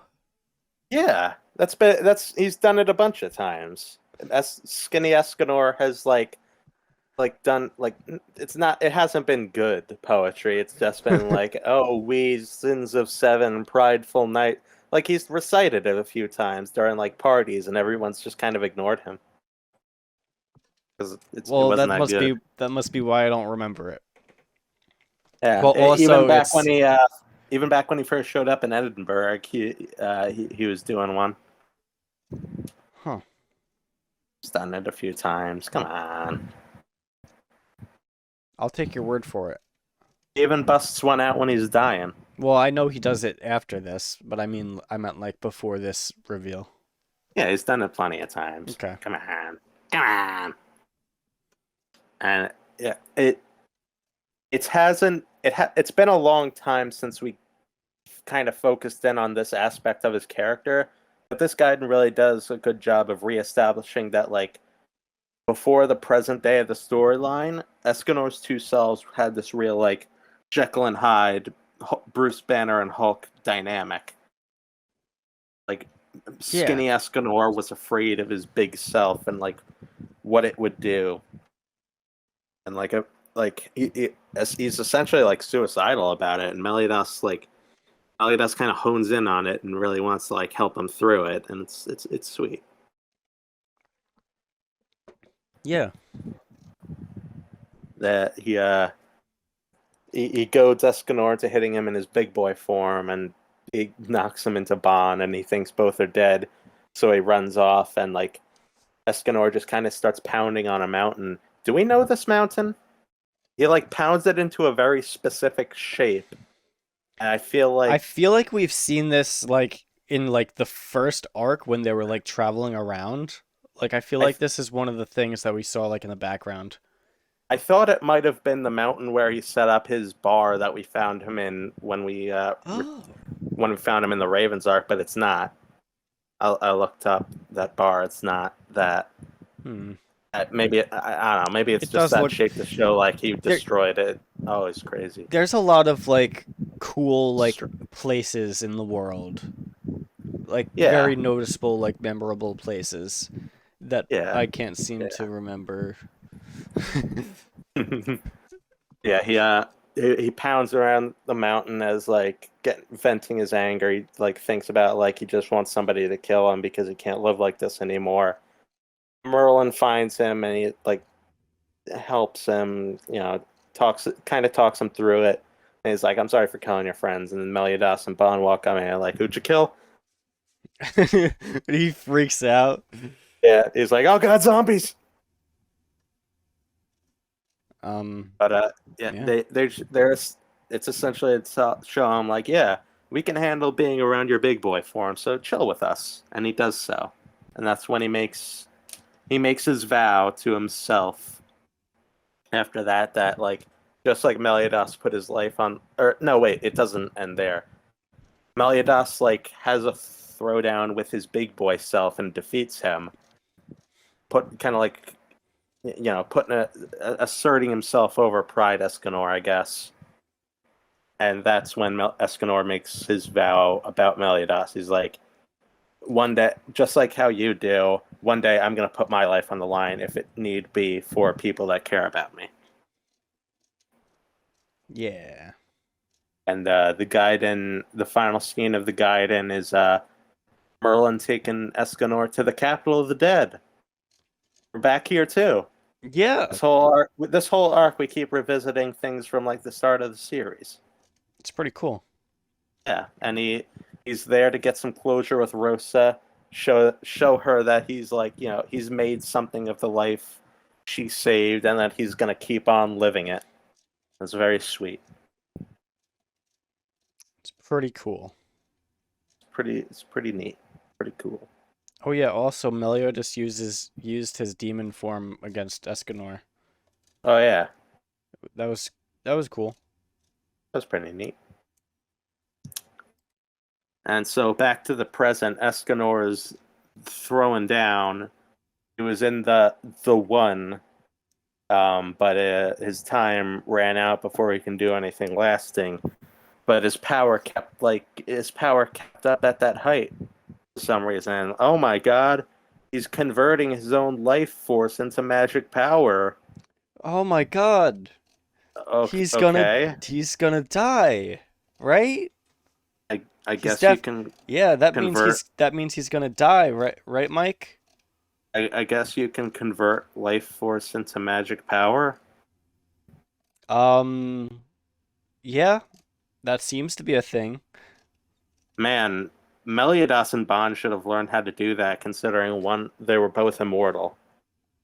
So, infinite Yeah, life force. you would think. Well, I mean, it's not that Bond had unlimited life force, it's just that he had so much that he could just pretty much infinitely regenerate. Because Yeah. as we saw, he gave it to like he gave his life force to Elaine to bring her back, but that got rid of his immortality because he didn't have infinite. Hmm. So that's yeah. Meliodas had infinite. Well, he had a finite amount that got reset every time he died. That's true. Still, you think I don't care. It's here to have Escanor be at the height of his power, and he's burning out the flame of his life. Yeah, It's there for that theme, yeah, that and theme that it, actually is uh you know they actually go through with it in this series. you're saying like that, like they don't. He did die. No, no, I'm referring to a different series. What Black series? Clover. Yeah, Oh, yeah, you know what I'm talking about. now I know. It's Yeah. Uh, oh boy. Uh, sh- shout out to the Spade Kingdom arc. We'll get there eventually when the arc uh, feels like ending. yeah. Um, yeah, Escanor is at the height of his power, but he's still willing to fight alongside everyone because out of like gratitude and respect for his friends, he's being humble in because he sees their worth, and like this is big Escanor at the height of his power, and he's throwing away his pride to work alongside everybody and tell them how much he means to them. And honestly, you can't really get any better closure for this kind of character. That's really good. Yeah, it's nice. Yeah. So the battle continues, and chapter 329, I believe, is a whole chapter for Zeldris, showing his inner battle with the Demon King. Yeah, and that really helps things, both to spice up the constant back and forth of the battle in the chapters, and connect us more to Zeldris and his struggle, Yeah. We and also see show his adorable dynamic with Geldemore. there's also a little one of those pages like that was in the volume of you see Hawk and Hawk's mama going to go defeat the Demon King. Oh yeah, They're like, "We're gonna do it." it's gonna So, be us. We're the yes. heroes. I dig it. Um so Zeldris Yeah. is fighting the Demon King, like you Yeah, said. and it beats the shit out of him. Yeah, they do the Good fight. for him. And eventually, it gets to the point where the all the commandments start coming out of Zeldris' body. Yep. So the day is saved. Yeah, All they right, win. but not. The Demon King has one more trick up his sleeve. The commandments go down and fuse with the earth. The Demon King is fused with the land itself. Wow, Uh, that's a thing he can do. why didn't he do that before? I guess he wanted, a flesh and blood body. But he's I stronger. I I say what the fuck to this, but it looks so fucking cool. Like, holy shit. Look at Um, this art. Look at this design work. This is fucking crazy. it is pretty crazy. It's definitely befitting of the end of the series. Definitely, definitely. You know, the final arc. What came What's out yours? first? This or the Moro arc of Dragon Ball Super, the end of it? Probably this. Probably this, yeah. But I, this ended like a year ago, and that arc was a year ago, so I wonder what. I don't know which Well, came yeah, but first. this is also the second to last arc. This isn't the last arc, so. Yeah, but the last arc was like 10 chapters. That's true. Yeah. I don't know. It's just reminding me of that. Um, but anyway, yeah, the Demon King fuses the land. It looks fucking crazy, and the Sins just go in and one last battle, throw themselves at the land, save Britannia. Go! Why? Ooh. They do a super all of them together Yeah. combination, and Meliodas keeps ping ponging it back and forth with the Sacred Treasures clone and the full counters, so they keep getting stronger back and Yeah. forth. It reminds And me the of back when they did the back in the movie. Kingdom Infiltration where they did Oh the yeah, the revenge revenge counter. counter. That was cool. Yeah, and also the movie. Yeah, this is a way cooler combo move than they had in the movie. Yeah. But it's cool. It kind of builds your anticipation. Like I mean Yeah. like in the movie, it kind of builds your Oh yeah. anticipation for what like their real final move is going to be like. Oh yeah. Yeah. That's true. And they destroy the Demon King, and Meliodas has like this weird spirit conversation with the Demon King, who doesn't have a hat anymore, so he's just a bald old man with a long beard. And they have a little talky talk, and then he fades away, dead. He's dead this time, for realsies. Yeah. Um so it ends the Holy War Oh yeah, that's a thing. even though it's not the Holy War arc. Hmm. Uh Oh yeah. yeah, and the excess mana from that big combination attack, the magic lake absorbed it because I was below. Yeah. That makes sense. It Yeah. makes sense, I guess. And it turns around into it was something that was helping the Demon King before, and now it's turned around to help the main guys at the end. So that's fun. Oh yeah, we didn't mention Merlin did a freaking crazy thing where she Oh basically yeah, erased everyone's limits or something like that. she casted fucking limit break on everybody, Yeah, and that that and was that's a thing. insane. That's a thing she can do. Yeah. It might have been a little helpful earlier in the series at other points, but Yeah, it seems like the for only for a prob final battle, like yeah. I don't know like characters just having these things in reserve when we have so many like climactic battles where like they can just use them without really too many downsides, yeah. but they just don't because plot. Hmm.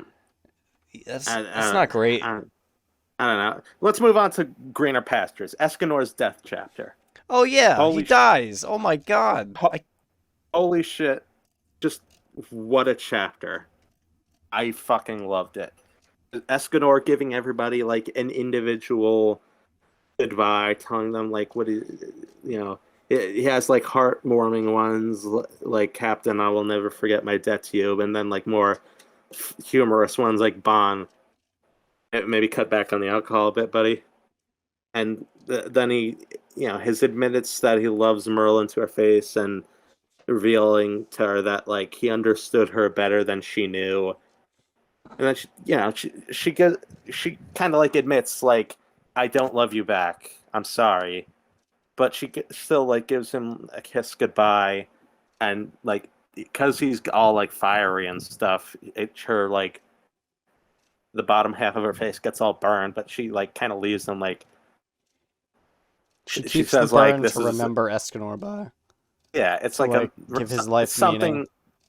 yeah, something to remember him and his love for her by. I like that at the end, like she's not like I love you too.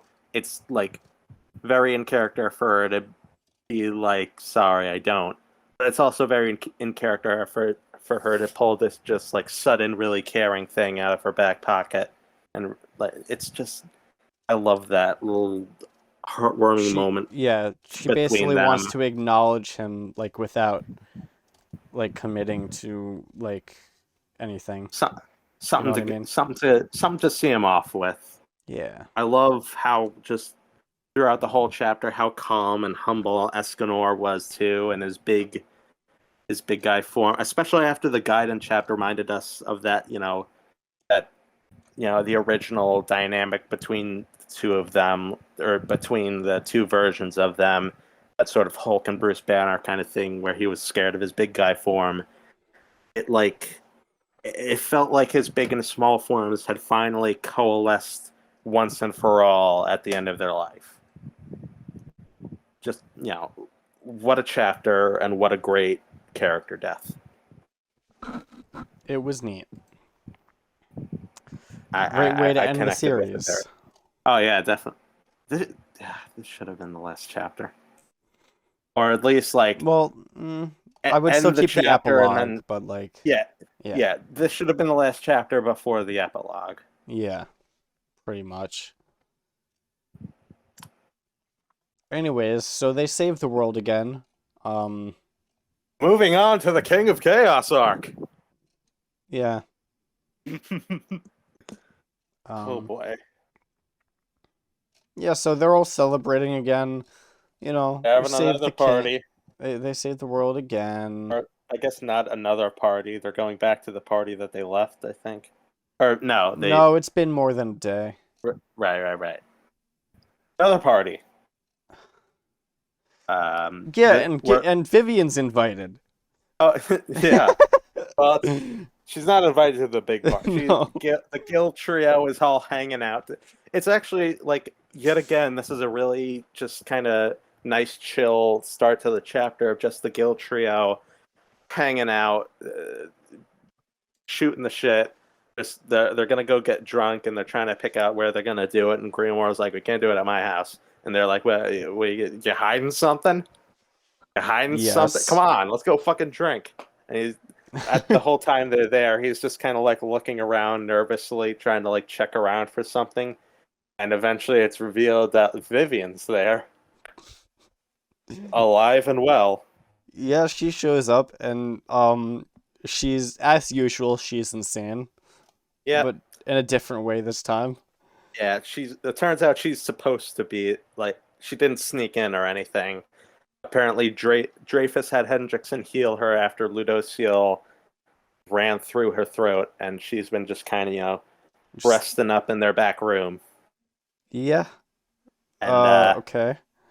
Apparently, Vivian like she's now in love with Dreyfus. Yeah, she's now in love with Dreyfus. This is like apparently her first time receiving what she believes is love, and like she's just like, Gil Thunder, let's break up. I'm always giving, and I need to receive for once. And Gil Thunder's just like, yeah, okay, we're broken up, sure. Basically. Having her involvement in the story come to an end by having her shift her love to a new target is very on brand. Yeah, she's great. She doesn't have to be anything more than this. Exactly. For what she is, this is a nice little send-off. Yeah. I want to know what happened. Like, what happens with her and Dreyfus, though? Like, what does this look like in the call future? her mom? Yeah, like, does Dreyfus ever like accept her? Like, what's going on there? We don't see any of these three in the epilogue. Like the 10 years later, yeah, they're too busy fucking.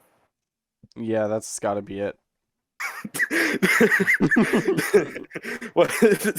No, just imagine It's like, oh, Dreyfus. Oh, Fraudrin. What? I made a mistake. I'm sorry.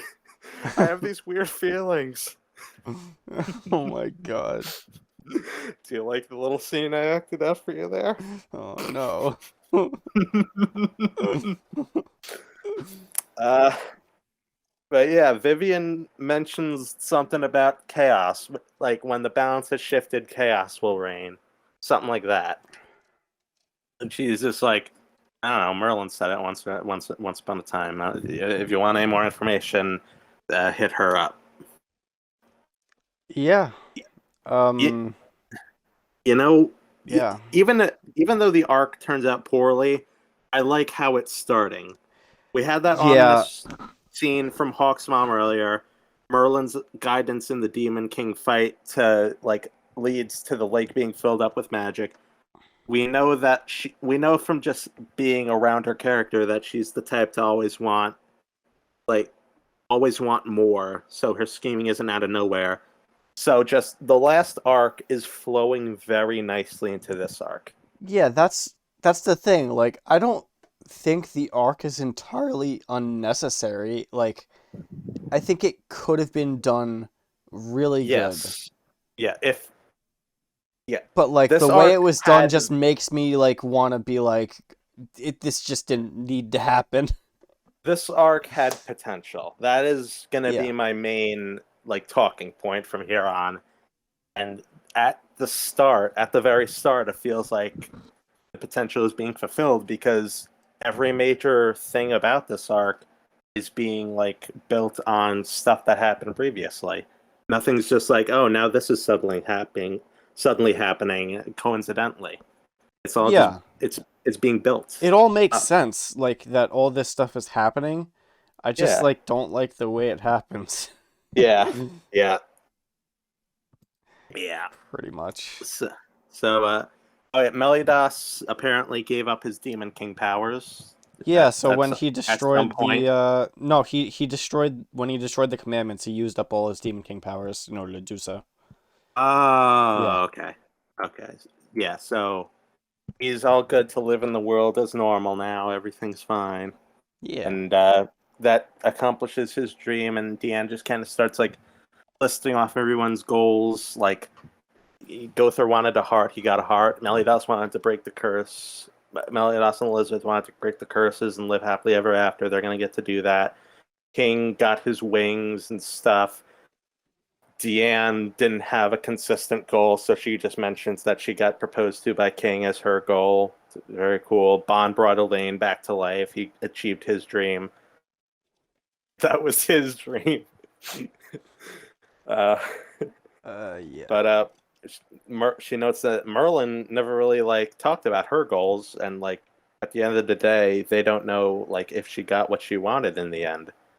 And they're all it's it's very nice how like well before this happens we get like scenes of people commenting on like how Merlin's face is scarred and like oh it's such a waste she was so pretty before that, and so it's nice how all the sins are like complimenting Merlin's scars saying like oh they look cool, and like now they're all like excited to help her fulfill her dreams now that everyone else has got theirs. It's just very nice. I like it, and Merlin's just like, oh yeah, there is something you can help me with. In fact, let's go do it now. And she just zips them all away, teleports them all Yeah. away. They were all at a one of those celebration parties, and then all of a sudden they're going It's out on this interrupted. crazy place. Yeah, Yeah. they're going back to where they were just fighting the Demon Lord. Yeah. Turns out Hawk and Hawk Mama are there. Oh yeah, they made it just in time to not do anything. Yeah, they were a little late to the fight with the Demon King. Hawk's mama is just kind of staring up at the giant floating magic lake full of mana in abject horror slash awe slash gotta poop face. Just going, oh, I'm thirsty. There's no water anywhere. let Please. me get some sip. It's like that episode of Futurama where they go to the desert planet and there's no water, and Fry Oh sees this yeah. like bottle of water. He's like, yes. Yes. Uh, Speaking of drinking, Bon is completely blasted for the first few chapters of this Oh arc. yeah, he is. I love it. He's just kind of staring at everything in a drunken haze, going like, "What? What's who? What?"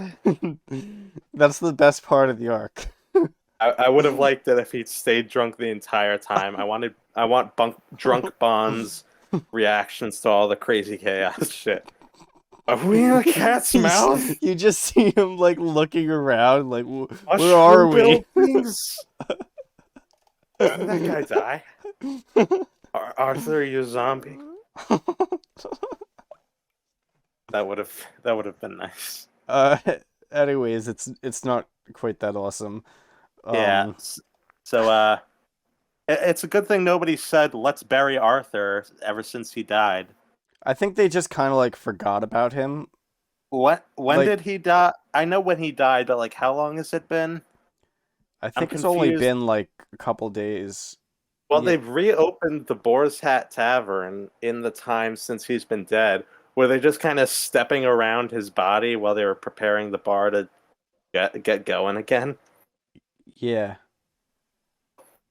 It's only been a couple days because he died like after Elizabeth got her memories back, and that was 3 days, and then it's been a day since then. He'd still start to smell. So it's been like a day or two. He's Well, I would think stinking, Merlin would like stinking cast up some the kind bar. of like uh spell to, preserve him.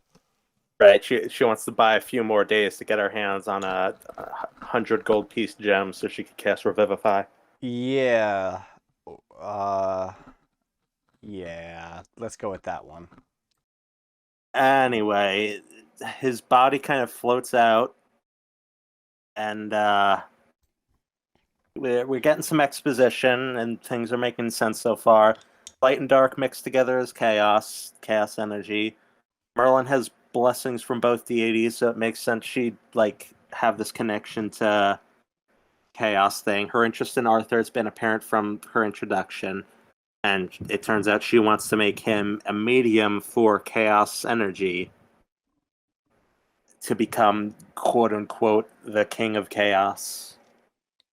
Yeah. Um Main okay. problem so far is that it doesn't really go that way, but it feels like we're starting to retread the whole powerful entity slash deity possessed hero story that both of the previous arcs were all about. Except this time we don't have that like brotherly connection to go off of. It's just kind of Yeah. unconnected. Like, oh, it's happening again, but it's not the same guy, and we don't have Yeah. like that brotherly duality to go off of. It's not like it doesn't make sense that it's Arthur, but like it just feels disconnected from the rest of the story. Yeah. So yeah, Arthur, all like the lake magic I think goes into him. Does Hawk Mama deflate here or later? This is where it happens because Hawk Mama is just the energy of chaos. So it all goes into Arthur. You understand nothing, you fool. That's chaos, the god of destruction. Ha ha ha ha ha ha. Oh Little yeah, we Sonic also get Adventure like a, reference. a little a little bonus chapter of oh, wait, what the fuck is this? What?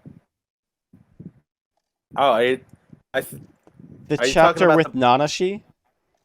Oh yeah, I think that's a little bit later. Why is it here? I don't know why it's right there at the end. I think it's just like how the website we use Yeah. positioned it.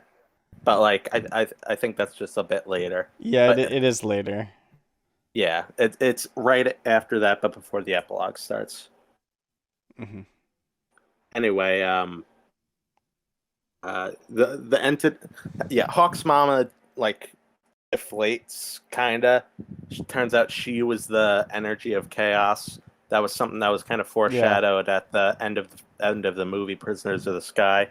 Turns out the the green what was it? stuff was Yeah, the moss. greens. Yeah, it was just layers and layers Yeah, of moss. I I the way Hawk's mom looks in the anime makes makes a lot more sense now that I know it's moss, just how it looks. yeah. I always figured it was moss. I just thought it was just weird coloring. Yeah. Well, of Uh, the course you would think that. the entity possessing Arthur was apparently around for the Holy War because he knows Commandment Meliodas. Like Arthur sees Meliodas and his mind flashes to like classic Commandment Meliodas and attacks him, and things start going crazy all around them. Yeah. Yeah, crazy because Hawk's mom was a deity above deities with the powers of infinite chaos. I love that. Um. So Yeah. as things are going crazy, and we find out that Hawk Mama is a deity above deities with the powers of infinite chaos, as one is. We finally get a little bit more information about Merlin and Berylian, Beleriand, Burialuin, I think. her, her Burialuin. hometown, Yeah. her hometown. And yeah. Are you ready? Are you ready for things to be ruined? Are you ready for the ruination to begin? Yeah. So we learned that a little bit more about Merlin's past. She was a rare talent among the kids being trained for magic, but like she never got any parental love. All she got was like more tests and stuff to build up her magic. And eventually she ran away, and she was a kid. She ran away from home. She's all upset and stuff, and she was lost and stuff. But then Meliodas saved her, and Merlin fell in love with him and is apparently still in love with him, Mm, and that's been her motivating factor this entire time. All of the secretive shit she's been doing, all of the like secret plans she's been making, all of this stuff about chaos and Arthur and stuff. It's all been motivated by the fact that she's in love with Meliodas. yeah, and she's How been wonderful. and she's bad, kind of, sort of. She was manipulating everyone the whole time, and That okay. The fact that she was manipulating everybody, the fact that she had her own goals set up in the background, that all makes sense. That I can get behind. In a longer arc with more time to really explore that idea and the ramifications of it, that could work in my opinion. But I am fucking sick of everybody being in love with Meliodas, especially like all the female characters. Elizabeth is in love with Meliodas. Deanne was in love with Meliodas at the first 100 chapters of the story. fucking Merlin's now in love yeah. with Meliodas. The And lady Zeldris's from whole character is like and Zeldris's whole character, Esterosa's when he was Estarosa. fucking the druid girl, Cenary, yeah. Zenare. It's Uh, just so many characters are oriented about like Gil Thunder. around like respecting or loving Meliodas like so much, and like Yeah, uh, okay, yeah. He's not that cool. okay, He's really not. Uh, uh, sure. Okay, story. Sure. She's in love with Mel. Okay, fine. I'll I'll I'll deal with it for the time being. I won't. Yeah, that's true. I won't either. This sucks. Oh my god, dude. Boy, howdy. It's just unnecessary. That's She, just my she's final conclusion. she's already a mad scientist. She already has that fuck around and find out nature to her. She didn't need to like, oh, she learns so much and tried to harness all these crazy powers and do all these crazy things because she wanted to be with Meliodas. We didn't need that. She could have just wanted to do that because that's what she wants to do. Fuck around and find out. Let's do some crazy science magic. Is motivation enough, I think. Yeah. Yeah. Um. Yeah. So yeah, things are. Oh yeah, we were told that by the Lady of the Lake, this like shadowy silhouette of water that comes out of the magic lake ball thing, and is around to give exposition. That's all it does. That's all she does. Yeah. It, She doesn't do she, they. anything after that.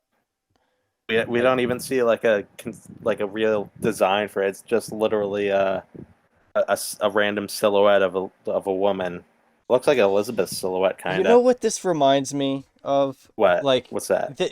it's like they're kind of like introducing this whole chaos concept, like in the final arc, where it's supposed to be like this big, like game changer, like groundbreaking thing, where like they finally defeated the Demon King, and now here comes the next threat. It's the chaos stuff, and it's like this whole other domain, like kind of like in Bleach, where they go to like a different domain where like, oh yeah, we finally defeated the Cars, but oh, it's the Quincy's, and Right. then they have a full like massive arc to go with it.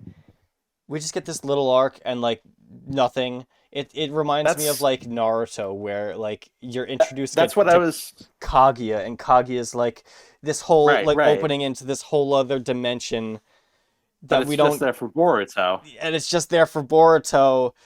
That's what I was saying about Four Nights of the Apocalypse. I feel like all this chaos stuff is gonna be like a thing in Four But Nights of I the don't. Apocalypse, and like its presence here is just a setup for that. I know, but it's so bad. I Yeah. don't like it. Yeah. I'm not a fan. It's yeah. Yeah. I don't like I it. think we're Like it just on. if you're gonna like go into this whole thing, do it in the main series, but have it like still actually tie in to the story that has been going on this entire time.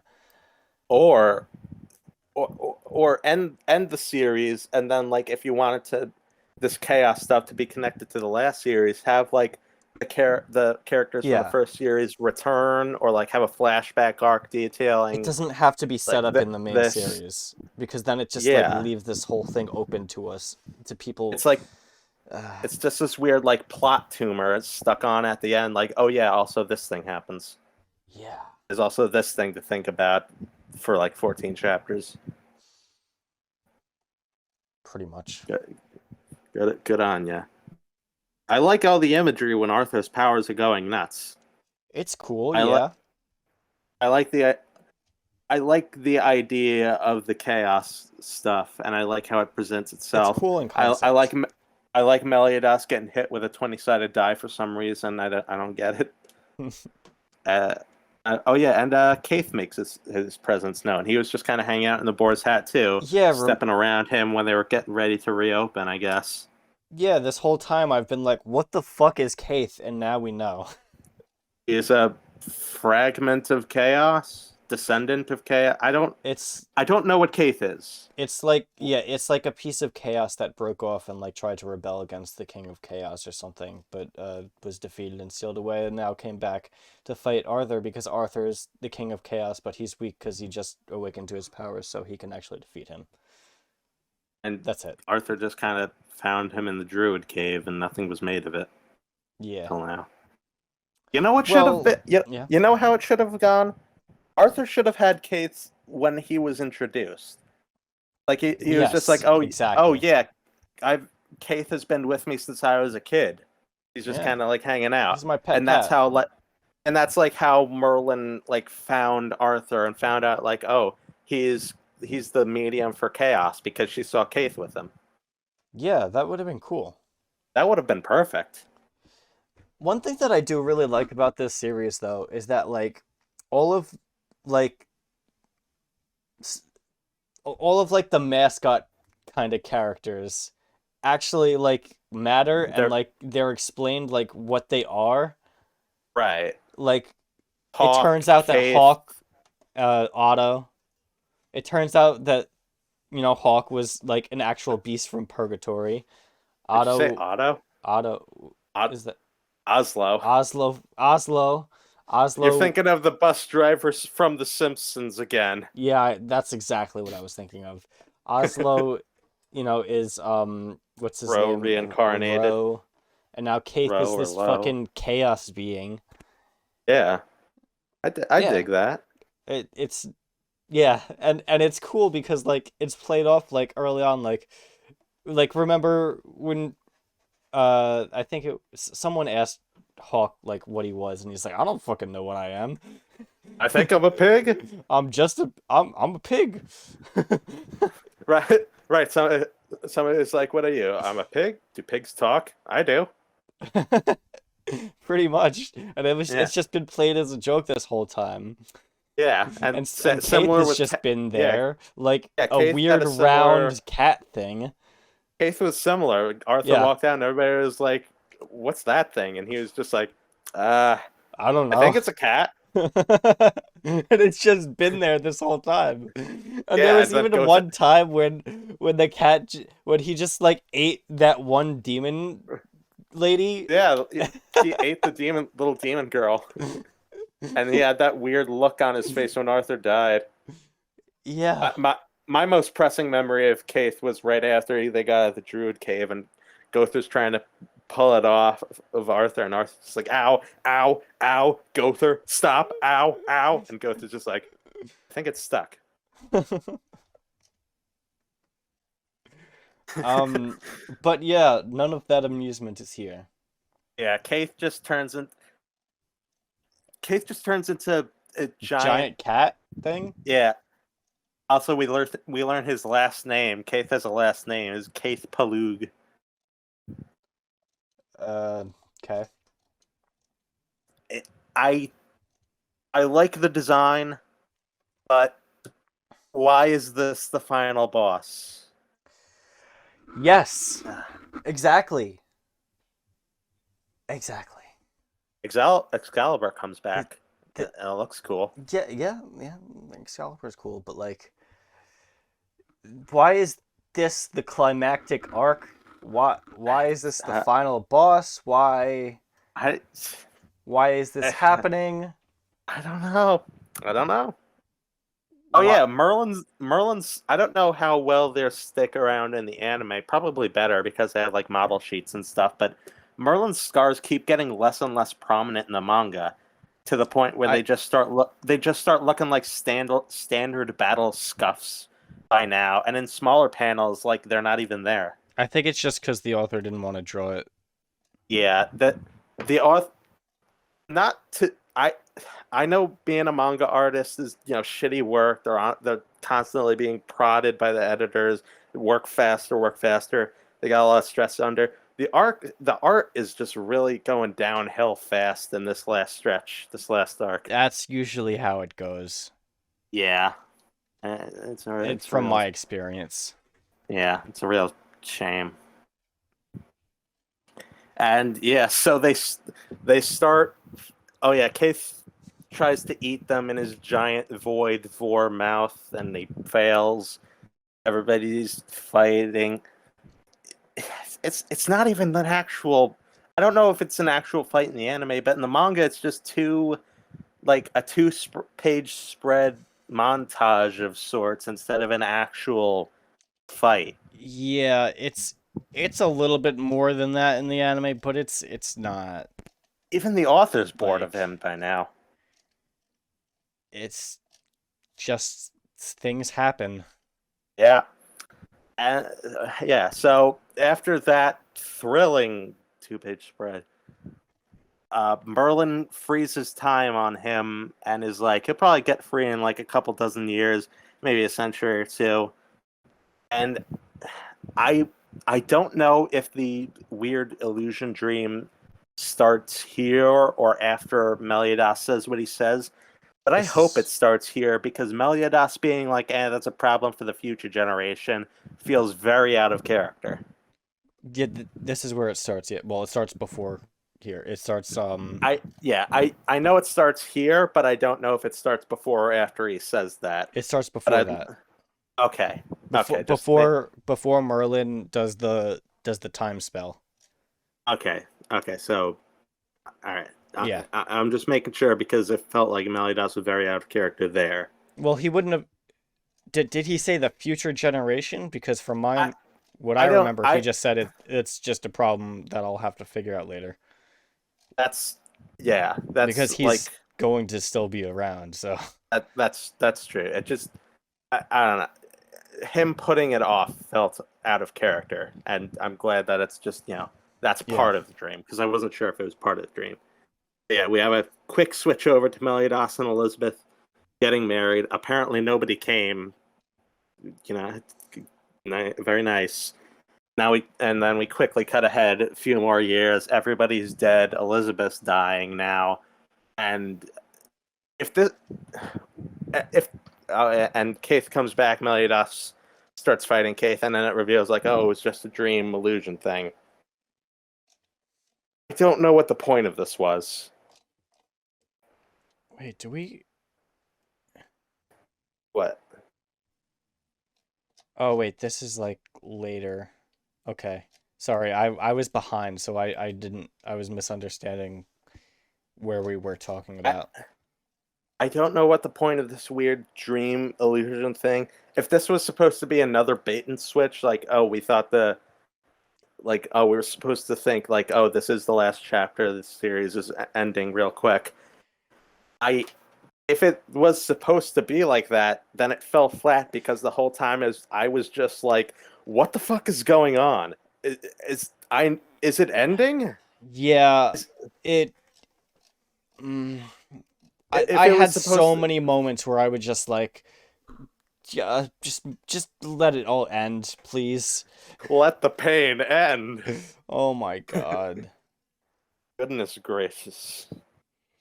Like Yeah. yeah, I was immediate like when Meliodas was just like, "Yeah, we're gonna push this off."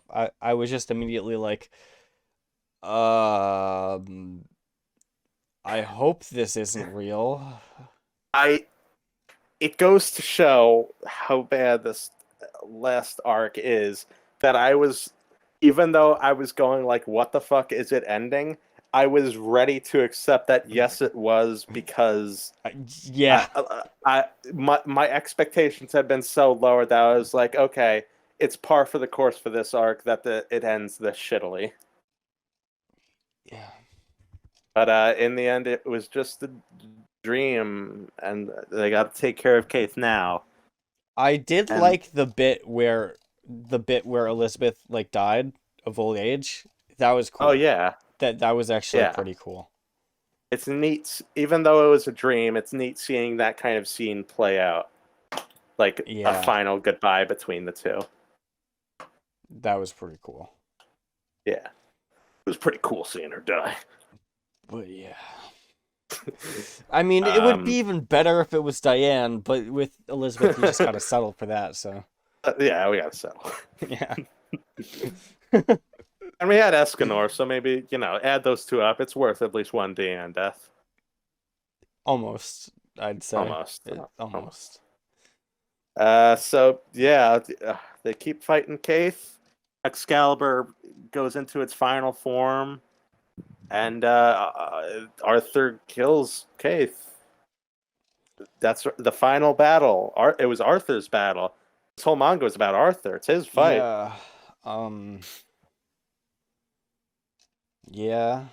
Well, Good he job, doesn't. Arthur. He like absorbs Kaith because Kaith is like a part of chaos. So the only way to stop him He is wants to absorb him back into his own powers.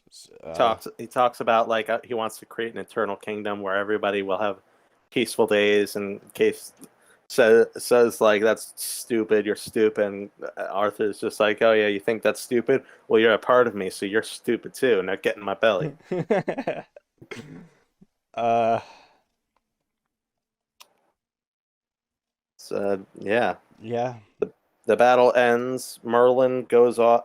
Merlin is like kind of let off the hook, but she's still giving like, okay, you got to own up to the sin of betraying us by keeping watch over Arthur and making sure his new powers are used for good. And And she was so, just like, yeah, I was gonna do that anyway. It's so cool. yeah. And so she leaves with Arthur. It's not positioned here in the in the site we're using. I don't know where the volume puts it, but there's like a quick little like 4 or 5 page mini chapter of Nanashi and Orlandi. Yeah. Earlier in the arc, Kaith, or maybe it was the Lady of the Lake. I don't care. I don't remember. I don't want to go back. Like tells Arthur that like all Camelot's gone and all the people are dead. And Arthur remembers like all of those people in the crevice. They were waiting for me to come back. Oh, they're all dead. And now we find out that Nanashi saved a bunch of people. He couldn't save anybody, much to his depression. But Orlandi's like, hey, they would have all died if you hadn't done something. By the way, those scars on your back, you're a goddess, aren't you? And he's just Yeah, like, what the fuck is up with that? yeah, I was under the impression that, goddess race, they were all female except for the archangels. And we know all 4 archangels, so he's not an archangel. And apparently he's like a fallen goddess of some kind of like Darius and Arian. He's just like, I don't go by that name anymore. Weird flying head eyeball thing. I'm just a wandering samurai now. Yeah, And then they see Arthur and what? Merlin coming over the horizon, and all's well that ends well with those two vital, important characters. Shout out to Nanashi for being so important. Dude, like,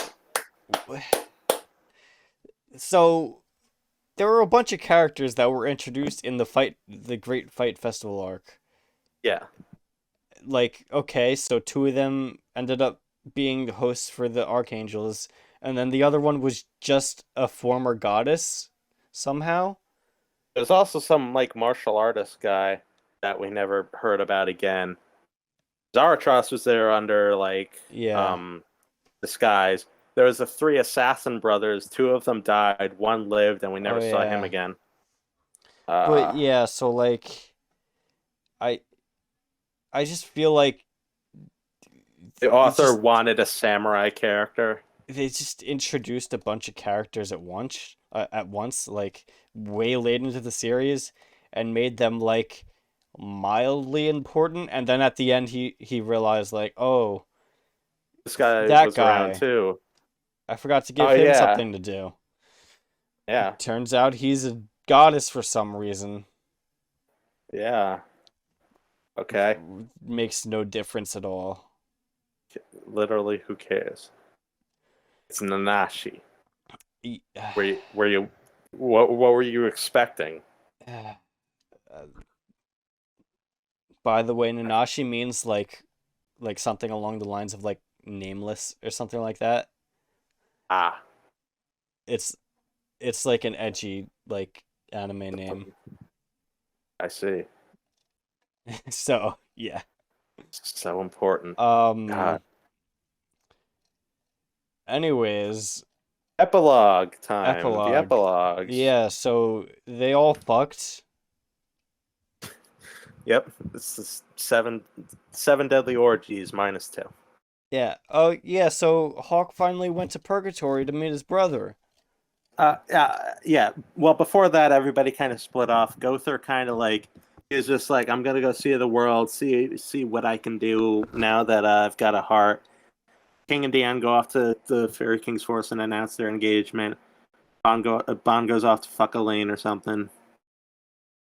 They're gonna see the world just like they talked about doing all those years ago in the Fairy King's Forest. And it's just left with Meliodas, Elizabeth, and Hawk, just like the start of the series. Yeah. And so Hawk decides, like, hey, I think I'm gonna go to Purgatory, see my dead brother, build him a grave.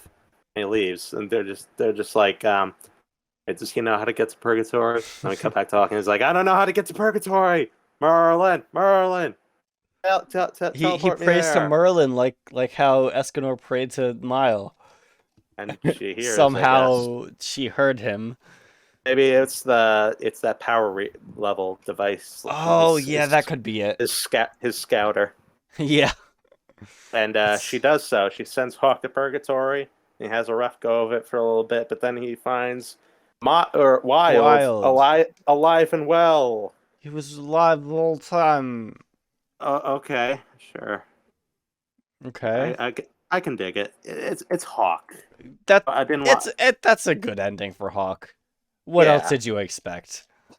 yeah, I I would have liked him to, come back to the regular world with Wild. You Well, know, maybe he does, and we just maybe don't see it. Maybe he's in yeah. Four Nights of the Apocalypse. Oh, that's true. I would have liked him in like the last chapter, the 10 years later one. Him and Wild hanging out in the regular Yeah, world. that is weird that he wasn't there. Oh well. The last we see of him is fine. He's reunited with his brother. Yeah. Oh yeah, it's only been a year since the start of the series. They say Hmm. that at the that When was it's winter? weird. It's weird. It that both feels like not enough time and also too much time at the same time. Yeah. Like, don't you just feel like you have a general sense of that's wrong when you hear that it's only been a year? Yeah.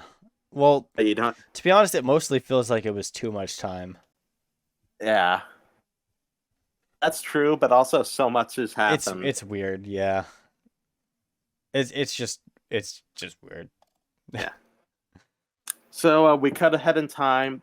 First off to like 18 months later, so a year and a half. Slater and little samurai dude, the only other surviving member of the Horrors of Dawn, they did some easy missions, and they're like, man, haven't had a hard mission in a while. Dang, peacetime. And yeah, it's It's peacetime. peacetime, yeah. Yeah, it's peacetime. Hauser has a beard. Yeah, just like his dad that we saw once. Oh yeah. Anyway, He he's training with Jericho and Gila, who he's both still have Chief short Holy hair. Knight. Oh yeah, looks cute on them. Yeah. Jericho looks like how she looked when she was New Generation. Remember in the Visor Yeah. Fighting Festival when her Yeah, hair cool loose? stuff. Yeah, it's nice. Uh, Even though it hasn't been that long of a jump in time yet, it's still heartwarming seeing things at peace. All the couples are together. Archer's enjoying his retirement. Hendrickson and Dreyfus are hanging out, being a couple together, being their little gay selves. Those two are fucking, right? Yeah. Apparently Death Pierce he decided to leave the kingdom because Oh yeah, he didn't want to he's still kind of bitter about demons killing fucking mostly the goddesses, I think. He doesn't yeah, like. the goddess. He mentions them both. He doesn't like that Yeah. goddesses like brainwashed him, and he doesn't like that the demons killed fucking what's his name, Archer's brother, the former leaders of the Pleiades, Sir. This is gonna bug me. Denzel? Denzel. Thank you. Yeah. So he says like I'm gonna go back to my hometown of Edinburgh, Yeah. rebuild that kingdom, and That was cool. it seems like the other Pleiades follow him. Yeah, the Archer kid got huge. He like grew up. Dang, it's been only been Yeah, 18 months. he Fuck. well, I think he was like a teenager. Yeah, So, but dang, yeah. he got swole and tall. Yeah, well, he's got to dominate his GF. So, Oh, that's true. that's why. He's got Wilo, the short, muscle-bound, mustachioed man. That's his Yes. GF. Yeah. Um, But yeah, like you uh, said, Hendrickson and Dreyfus retired. They're doing shit. uh, we cut over to the Fairy King forest. Elaine is with child, and she talks about like, oh, it's weird. Fairies are born from trees and flowers, but this thing's grown in my belly, and it made me ask, like, if fairies are born from trees and flowers, why does Elaine have? And then I Productive just organs, yeah, yeah. then I just said to myself, you know what? Forget it. I don't want to know. Don't tell me, please, author. Do not tell me. I don't want it. I don't include a bonus chapter in the volume detailing how this worked. I don't want to know. Don't tell me it has something to do with chaos. I'm sick of it. I just want the pain to end. Yeah, Elizabeth is Prego too, and we find out the names. What? What's that? I just realized this is the same Elizabeth that he raised from an infant. Yes. Yep. You are correct. Man, I probably shouldn't have just mentioned that because now I just, yeah, I don't feel too hot. More painful. What is wrong with this fucking series? Yeah. Any now it hurts too much to continue, but I gotta power through. God. The final like 2 pages are Bon and Meliodas proclaiming the names of their kids all at once. Yeah. Bon's naming his son Lancelot. Meliodas is naming his son Tristan. The chapter ends. Also, and, I think those are 2 of like the Knights of the Round Table, right? Yeah, that Lancelot definitely is. I don't know about Tristan, but probably. Yeah. All these names come from like Arthurian legends and shit. Yeah. So I think like the idea is that they're supposed to end up being Arthur's like fucking court. His kingly court, his Knights of the Round Table. No, like apprentices. That's what I was trying to say. Oh. Yeah, like later on, like in for Knights of the Apocalypse and stuff. Probably, yeah. Then the last chapter is just this. It's a cute little one-shot plot. We skip ahead 10 years.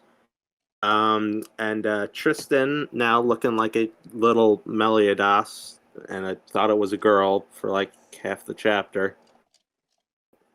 Well, the long hair kind of is long hair, the way he's drawn, little short shorts that kind of look like a skirt. Well, I mean, it's medieval times, so yeah, men wore dresses. That's fair. Why didn't we see Meliodas rocking a little mini dress? Yeah, what's up with that? Come on, guys. Come on, get in the game, dude. It's a cute little one shot of having Tristan goes to his friends saying like, I just heard the 7 deadly sins are meeting at the castle, and I heard that like they're criminals or something. We gotta stop them. His friends just kind of walk away like you're a fucking idiot. This was funny for like a minute. Yeah. And then it kept going on through the whole chapter. Yeah. Yep. Yeah. We see the sins 10 years later. They don't look really that different for the most part. Because they're all like fucking crazy non-human beings, except for Bon, but Bon's weird. Yeah. He's a weirdo. I don't know. It's this big celebration for Tristan's 10th birthday. You got the whole kingdom to wish him a happy birthday, and they're also there to see the sins. I think that's Hendrickson on that double-page spread all the way on the left. It's got his like eyes, like near the end of the chapter. Yeah, that's Hendrickson. Hendrickson. That's nice. I wish we saw more like recognizable characters in this spread, but it's nice seeing him. It's nice to see you, Hendrickson. I don't see anyone. Yep, it's just him. Yeah. Yeah. Yep. And Gother, somehow not overloading little 10-year-old Tristan's mind with all of this new information, shares all of the adventures of Meliodas and Elizabeth into Tristan's memory banks. Well, what he actually did was loaded him up with the entire manga series 7 Deadly Sins. Ah, that's true. Yeah, he just like inputted. He uploaded a bunch of PDFs into his brain. Yeah, basically, that's what happened. He inserted all the Blu-ray discs discs into his Dicks. mouth. Blu-ray dicks. The Blu-ray discs. Don't make this worse. I'm already still reeling from the remembering that Meliodas raised this Elizabeth. Yes. He just fed Tristan every Blu-ray disc of the anime. Yeah, yeah, basically. He apparently did something similar to Lancelot, according to the one shot later about Lancelot. But I read that, but we're not going to talk about that because that's more about setting up Four Knights of the Apocalypse. Yeah. But yeah, Tristan like realizes like all the cool stuff his dad's done. And the last scene is the two of them just kind of having a little sparring match while on a picnic. And Tristan wants to be a holy knight. He's been talking about that. And Meliodas is like, you're still going to have to be the king, too, because I'm the king. And I'm going to pass on to you the throne. And Tristan's like, yeah, okay. And Meliodas like, you don't have to if you don't want to. What do you want to be? And Tristan's like, what do I want to be? I want to be a seventh deadly sin. And that's where it ends. It's over. It's finally over. Fuck's sake. Well, that series was certainly wonderful. Is this the first series that we've like decisively concluded? Yes. We did JoJo, we did Black Clover. That's it. This is the first one that was it. Just Black Clover and JoJo. Oh yeah. Yeah. So this is the first series that we actually completed. And what a series to do it with. Oh my god. Well, I'm gonna be honest, I expected it to be like the King of Chaos arc, but the entire series. So there's that. Yeah, we can talk more about our overall feelings of the series in the bonus episode next episode. Yeah. We'll be covering we'll be covering the new movie Cursed by Light, as long as it comes out without issue in the week about a week from now. And we'll be giving our overall thoughts on the series, kind of like what we did with Black Clover. Probably talk about our top threes, top three characters, top three arcs, maybe openings. We'll see. I don't know about openings, but yeah, that's true. I only like a couple of the openings. I like the first, the two for the first season, and I love the first one for season 2, Howling. But the rest are just kind of okay, in my opinion. I like most of them, but we'll talk about it. Yeah. So see you then. Yeah, see ya.